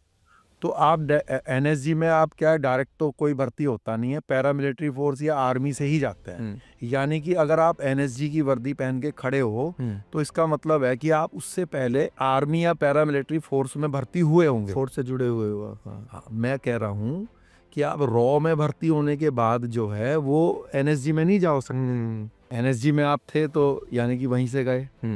अब कहने का मतलब ये भी है कि जो उनके हम वेल विशर हैं, देखो हम भी उनके वेल विशर हैं। एक्चुअली उनको मेरी बात जो पेन करी वो ये करी कि मैंने ये बोल दिया कि भाई उनको जेल में किसी ने कुछ बोल दिया तो उनके आँख से आंसू आ गए। हाँ, तो क्या है कि उन्होंने उसको कैसे लिया कि डर गए। ये डरना नहीं होता। ये अगर किसी के आँख से आंसू आ गया है तो इसका मतलब नहीं है कि वो डर गया है, और मेरी वो इंटेंशन भी नहीं थी। मैं क्यों किसी के लिए ऐसे बोलूँगा। मैं फिल्में देखता हूँ ना, घर में फिल्म देखता हूँ तो मेरे आँख से आंसू आने लगा। भावुकता भी हो सकती है बहुत सारी और भी। और फिर दूसरी बात है, जैसे कई लोग उसमें कुछ लोगों ने कहा कि वो तो मतलब कमांडो थे, 5 सेकंड में मार देते और ऐसे कर देते। पहले आप जेल के उसको समझो, मार कोई भी किसी को सकता है, लेकिन जो उसके बाद की जो चीजें होती हैं उसको कोई कोई ही संभाल सकता है। ये भी किसी को मार देते तो जो 10 साल आगे जेल काटनी पड़ती, क्या उसके लिए तैयार थे? बताओ। बिल्कुल बिल्कुल। भाई आपको किसी ने कुछ बोल दिया जेल में, आपको किसी ने धक्का दे दिया, और ऐसा बंदा है धक्का देने वाला जो कि छूटने वाला है नहीं जेल से, उसको तो 20 साल रहना है जेल में, 25 साल रहना है। हाई सिक्योरिटी वार्ड में तो ऐसे ही लोग हैं, 20-20 साल से बंद है। अब उसने आपको कुछ कह दिया, भले ही आप उसका कुछ भी कर सकते हो, लेकिन आपने अगर कुछ कर दिया तो जो करने के बाद जो कानूनी कार्रवाई होगी, क्या उसको झेल लोगे? आपका मन तो कर रहा है कि तुरंत जेल से छूट जाऊं, तो आप क्योंकि आप किसी को भी अगर मार देंगे, चाहे वो कितना भी हार्ड क्रिमिनल हो, चाहे वो टेररिस्ट हो, तो आपके ऊपर 302 का मुकदमा लग के केस तो चलेगा ही ना, तो आपको वो पूरा झेलना पड़ेगा ना। आप ये तो नहीं बोल सकते ना जी ये तो अफजल गुरु था जी, कल आप इसको फांसी देने वाले थे और मैंने तो इसको आज ही मार दिया। तो उसमें क्या है कि मैं तो उनके जो वेलविशर हैं, जी जी, हम भी हैं, हम तो ये चाहते हैं कि एक व्यक्ति जी, वो अपने मुंह से बोलते हैं कि भाई उन्होंने 100 से ज्यादा हेड शूट करे देश के लिए, देश विरोधी लोगों का। तो आप मेरे तो ये समझ में नहीं आ रही है कि इतना मतलब महान व्यक्तित्व जिसने देश के लिए 100 से ज्यादा देश विरोधी लोगों को किलिंग किया हो, तो ऐसा क्या हुआ, क्या परिस्थितियां बनी कि जब उनको पुलिस ने अरेस्ट किया, वो कहते हैं झूठे केस में अरेस्ट किया, तो एजेंसी ने उनको नहीं बचाया जो एक देश का एसेट था। अरे भाई देश का जो एसेट होगा, जो एजेंसी के लिए इतना कीमती व्यक्ति होगा, तो वो तो अगर सच में भी कहीं फंस रहा हो इसके देश में तो बचा ही सकता। हाँ अपने, अरे बचाते हैं। अगर मान लीजिए एजेंसी पुलिस ऑफिसर को कुछ बोल देगी तो पुलिस ऑफिसर की हिम्मत है कि उनकी बात को डिनाई कर दें। और अगर मान लीजिए उनको तो मतलब अब झूठे केस में फंस रहा है कोई व्यक्ति और उसकी कोई हेल्प नहीं कर रहा है, तो या तो इसके दो कारण है भाई, या तो आपने यानी कि एजेंसी ने समझा कि भाई आप हमारे किसी काम के नहीं हो, या फिर एजेंसी ने समझा कि भाई इसने सच में ही कुछ किया है, तो अब ये इसने किया है तो ये भुगतेगा, है ना। तो ये दूसरा, तो अगर मान लीजिए एजेंसी ने उनका साथ नहीं दिया, तो इससे भी हमारे देश की इमेज खराब हो रही है कि भाई एजेंसी ने उनको क्यों नहीं बचाया। अगर वो इतने लोगों का उन्होंने हेड शूट किया हुआ है 5-5 सेकंड में। दूसरा, मेरे को ये आश्चर्य होता है कि एक व्यक्ति जो है सिपाही से भर्ती हुए, उनको कोई आउट ऑफ टर्न प्रमोशन नहीं मिला, कोई रिवार्ड नहीं दिया सरकार ने, तो हमें उनके रिवार्ड के लिए भी आवाज उठानी चाहिए कि भाई एक व्यक्ति ने इतना काम देश के लिए किया है। देखो, जो सीक्रेट एजेंसी में भी जो काम करते हैं, मान लीजिए आप RANW में भी काम करते हो, भले ही आपके काम को उजागर नहीं किया जाएगा, आज भी बहुत सारे काम हो रहे होंगे, आज भी पाकिस्तान में कुछ टेररिस्टों को शूट कर रहे हैं, तो मुझे और आपको नहीं पता कि किसने किया, लेकिन जो एजेंसी है जिसने पूरा जो सिस्टम चलाया होगा, उनको ऑफिसर्स को तो पता है ना। तो जब ऑफिसर्स को पता है, जब वो शूट करके पाकिस्तान में वापस आएगा तो उसको शाबाशी देंगे ना। भाई अपने मन से तो कोई जा नहीं रहा कि मैं वहां चला जाऊं और जाके शूट कराऊं किसी को। जब आप सरकारी कर्मचारी हो, जब नौकरी कर रहे हो, तो ऑफिसर आपको ऑर्डर देगा, सरकारी पैसे देंगे, सरकारी हथियार भी मिलेगा, मतलब सरकारी हथियार ना मिले भले ही वो गैर सरकारी हो, मिलेगा तो उन्हीं की तरफ से ही। तो अब आपने जब एक काम किया, 2 काम किया, 4 काम किया, आपके ऑफिसर्स को तो सब पता है ना। अगर तो वो आपको किसी ना किसी प्रकार से रिवार्ड तो करेंगे। भाई आज अजीत डोवाल जी हैं, अजीत डोवाल जी ने IB में सर्विस की, पाकिस्तान में गुड वर्क किया, तो आज उनको NS से बना दिया ना। मेरे ऐसे बहुत सारे ऑफिसर्स जानने वाले हैं जो कि बहुत ही जूनियर ऑफिसर्स हैं, मतलब सिपाही भी हैं उनमें, लेकिन उन्होंने बहुत अच्छी वर्किंग करी एजेंसी के लिए भी, देश के लिए। तो रिटायर होने के बाद, नौकरी से रिटायर होने के बाद भी उनको जो है 1-1, 2-2 साल के लिए उन्होंने कहीं कहीं पर नियुक्त किया हुआ है। तो अगर कोई आदमी देश के लिए इतना अच्छा काम हमारे किया है, तो मैं अपने देश की एजेंसी से भी ये डिमांड करूंगा कि लक्की भाई को उनकी जो इज्जत है वो मिलनी चाहिए। 100 किलिंग कम नहीं होती। एक किलिंग करते हैं ना, अगर आपने एक कश्मीरी टेररिस्ट को मारा ना, चाहे आप आर्मी ऑफिसर हो, चाहे आप उसमें अगर रॉ का भी मान लीजिए कोई इन्वॉल्वमेंट रहा है, एजेंसी का तो रहेगा ही, इन्फॉर्मेशन तो वही देंगे। तो सबको कुछ ना कुछ मिल रहा है। किसी को जो है आप वीर चक्र दे रहे हो, किसी को कीर्ति चक्र दे रहे हो, तो भाई आपने आर्मी में थे, आप पैरामिलिट्री फोर्स में थे, आप जिसमें भी थे, तो आपको अगर मूल कैडर में जब वापस आए तो किसी तरीके से तो आपको वो कर सकते थे ना। अब मेरा केस था, मेरे केस में जब मेरी अरेस्टिंग हुई तो उसमें कुछ लोग मेरी अरेस्टिंग में शामिल नहीं थे, लेकिन फिर भी उनको प्रमोशन मिला, वो दूसरी जगह थे, है ना। तो क्यों मिला? क्योंकि जो ऑफिसर है वो कैसे करेगा कि मान लीजिए इस बार आपको प्रमोशन कर दिया आपके किसी वर्क की वजह से जो आपने पहले किया होगा, इस बार किसी दूसरे को कर दिया। तो अब मान लीजिए आपने डेपुटेशन पे ही, आप आर्मी से डेपुटेशन पे जाते हैं रॉ में, या फिर डायरेक्ट नियुक्ति भी है। तो ये केस डायरेक्ट नियुक्ति का तो है नहीं, क्योंकि वो एनएसजी में भी थे। इट मीन्स कि वो डेपुटेशन पे थे, वहां पे किसी भी एजेंसी में थे डेपुटेशन पे। तो जब आप डेपुटेशन पे थे, चलो वहां पे आपको रिवार्ड नहीं दिया, तो जब आप अपने मूल कैडर में आ गए, चाहे वो आर्मी हो चाहे पहला मिलिट्री फोर्स, तो वहां पर आपको किसी तरीके से वो प्रोत्साहित कर सकती थी सरकार, और करना चाहिए था, क्योंकि ऑफिसर्स को तो सब पता है ना कि किसने क्या किया है। तो ये देश के लिए अच्छी मैसेज नहीं है कि वो एक तरफ जब ये बोलेंगे कि मैंने 100 से ज्यादा देश के लिए देश विरोधी लोगों को मारा, और दूसरी तरफ वो ये कहेंगे कि भाई मुझे पुलिस ने झूठा केस फंसा दिया। तो देश में हमारे देश की क्या इमेज बन रही कि इतने बड़े देशभक्त को जो 100 से ज्यादा लोगों को मार रहा है, हमारे देश की पुलिस उसको झूठे केस में फंसा देती है। तो इससे देश की इमेज हमारे खराब हो रही है। तो या तो एजेंसी को क्लियर करना चाहिए कि भाई इन्होंने कुछ किया है तो हमने क्यों नहीं इनको बचाया, है ना। तो ये चीज मतलब मेरा ये कहना है। और जैसे भी हैं अपने भाई हैं, मेरे मन में उनके प्रति बहुत रिस्पेक्ट है, क्योंकि चाहे उन्होंने कुछ भी नहीं किया हो, एक सोल्जर के रूप में तो अपना वर्क किया ही है। तो एक देश के लिए उन्होंने सिपाही के रूप में जब वो भर्ती हुए तो भाई एक भावना तो थी, चलो मैं एज ए सोल्जर काम करूँगा। तो हम उनकी रिस्पेक्ट करते हैं, उनसे प्यार करते हैं। और जेल में साथ में रहे या नहीं रहे, देखो जेल में एक से एक लोग हमारे साथ में रहे हैं, चाहे वो इंडिया का कोई भी टॉप टेररिस्ट हो, बिजनेसमैन हो, डॉन हो, साधारण लोग हो, सब लोग रहे हैं। हम खुद जो है, कौन कौन लोग रहे हैं थोड़ा विस्तार से बताएं, नाम बता दें। ऐसा कोई भी टेररिस्ट नहीं है जो 2001 से 2016 तक मैं रहा जेल में, जो कि मेरे से ना मुलाकात हुई हो, क्योंकि मैं हाई सिक्योरिटी वार्ड में रहा तिहाड़ के। तो उसमें सिस्टम क्या है, अबू सलेम तिहाड़ में रहे थे। अबू सलेम भी मिला है मुझे। अबू सलेम जो है, क्या होता है, मुंबई से जब दिल्ली तारीख पर आते थे तो वो 2 दिन 3 दिन की मान लीजिए लगातार डेट्स हैं, तो फिर तिहाड़ जेल में भेजा जाता था। तो एक दिन लॉकअप में 30,000 ही लॉकअप की बात है, तो उनको अलग रखा जाता था। तो क्योंकि मेरा भी हाई प्रोफाइल केस था तो मेरे को भी उसी में रख दिया। तो मैं था और एक दिल्ली के एक बड़े डॉन थे, कृष्ण पहलवान जी, वो भी थे हमारे साथ। तो 3 लोग थे हम। तो मैं और पहलवान जी जो है खाना खाने लगे, पहलवान जी के घर से खाना आया तो हम लोग खाना खाने लगे। तो वो मैंने बोला कि भाई इनको भी बुला लेते हैं, तो कह रहे हाँ बुला लो। तो वो पहलवान जी बोले बड़े मरोड़ में घूम रहा है ये, रहने दो राणा जी। मैंने कहा नहीं भाई साहब, खाना तो सबको पूछना चाहिए। तो कह रहे आप ही बुलाओ, मैं तो बोलूँगा नहीं। मैंने कहा ठीक है। मैंने कहा सलीम भाई आ जाओ, खाना खा लो। वो आया तो उसको पुलिस वाले ने मेरे सामने ही जो है वो 2 ब्रेड जो है उसमें वो सलाद वलाद लगा जो है तो वो ला के दिया। भाई पुलिस वाले तो वैसा ही ला के देंगे। तो वो उसने देखा भाई अब पहलवान जी के घर से तो वैसा जो अपने जाट भाइयों का खान पीन है, देसी खाना बिल्कुल वैसा आया हुआ था, बढ़िया मक्खन पर। हाँ मक्खन और ये सब चीज़। खैर वो खाने लगे।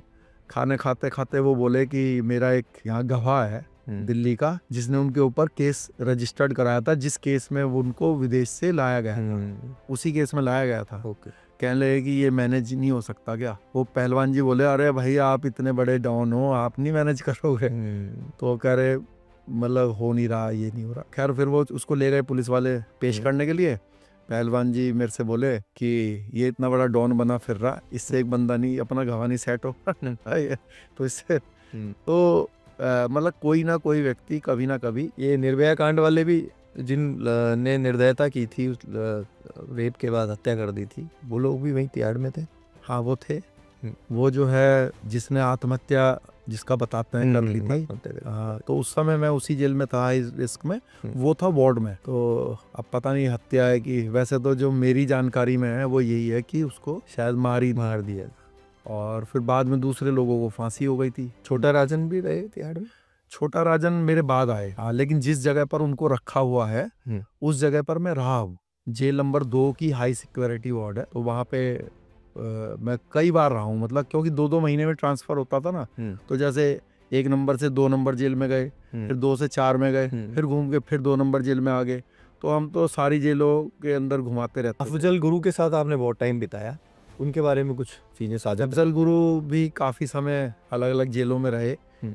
और अफजल गुरु को जिस दिन फांसी हुई उस दिन भी वो मेरे साथ ही थे, मतलब वहीं उसी जेल में। बल्कि अफजल गुरु से रिलेटेड आपको मज़ेदार घटना बताऊं, क्या हुआ कि अफजल गुरु को जब फांसी देने की चर्चा चल रही थी तो बार बार न्यूज़पेपर्स में आ रहा था भाई जल्लाद नहीं है, मतलब देश में जल्लाद अब है नहीं, क्योंकि जो पहले जल्लाद थे फांसी देने वाले उनकी शायद मृत्यु हो चुकी थी। कोई मेरठ का था जल्लाद, उसकी भी वो भी अवेलेबल नहीं था, तो इनके पास कोई जल्लाद नहीं था। तो मैंने एक लेटर लिखा डीजी प्रिजन को कि भाई अगर कोई जल्लाद नहीं मिल रहा है तो मैं फांसी देने के लिए तैयार हूँ अफजल गुरु को।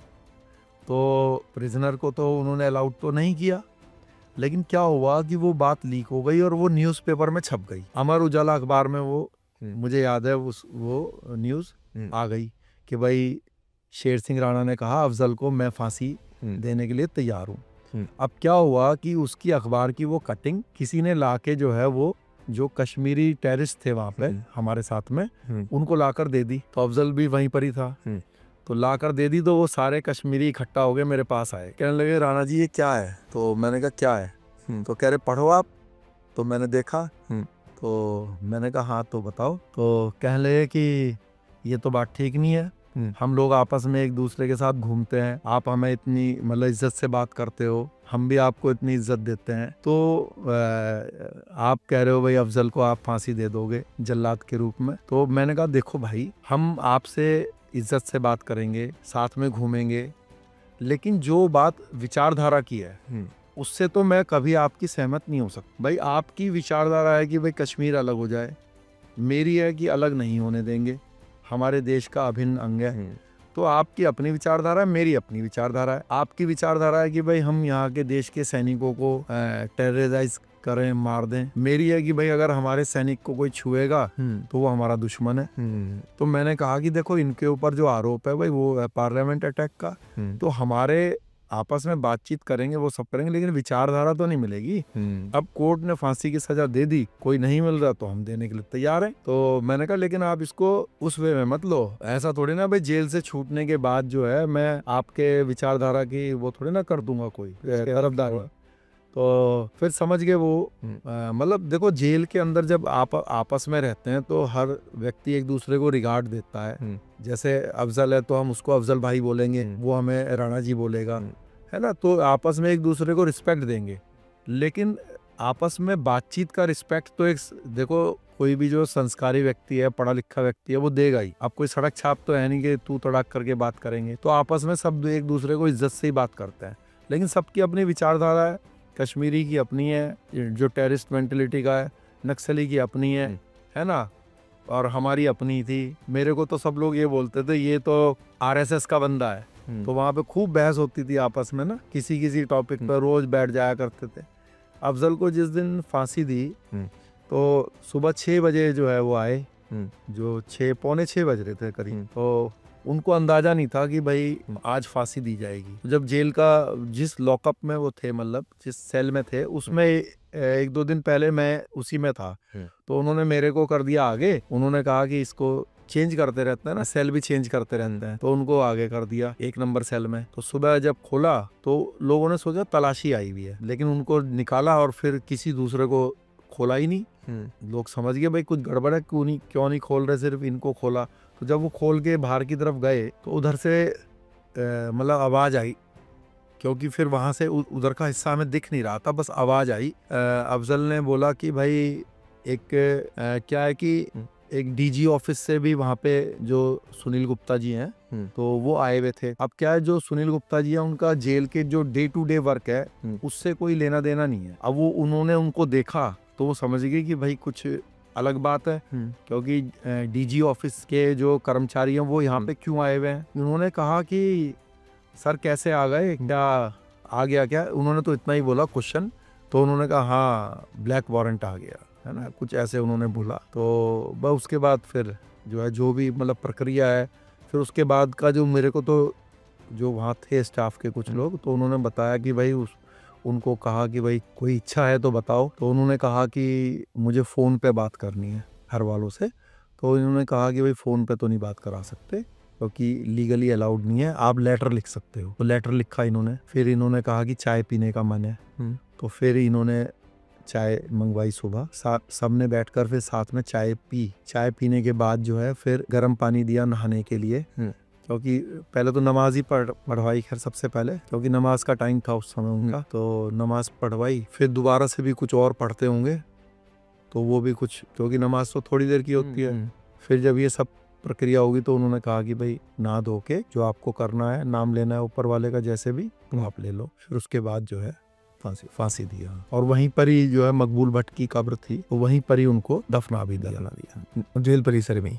हाँ, वहीं फांसी कोठी के पास। एक महत्वपूर्ण सवाल और एक बहुत अच्छा सवाल आपके लिए भी, बहुत एक खुशी का पल कि आपके ऊपर एक फिल्म बनाई जा रही है आपके, उसका नाम भी शायद शेर सिंह राणा है और विद्युत जामवाल उसमें हीरो हैं। उसके बारे में बताइए, डायरेक्टर कौन, प्रोड्यूसर कौन और कैसे, क्या पटकथा है, क्या है?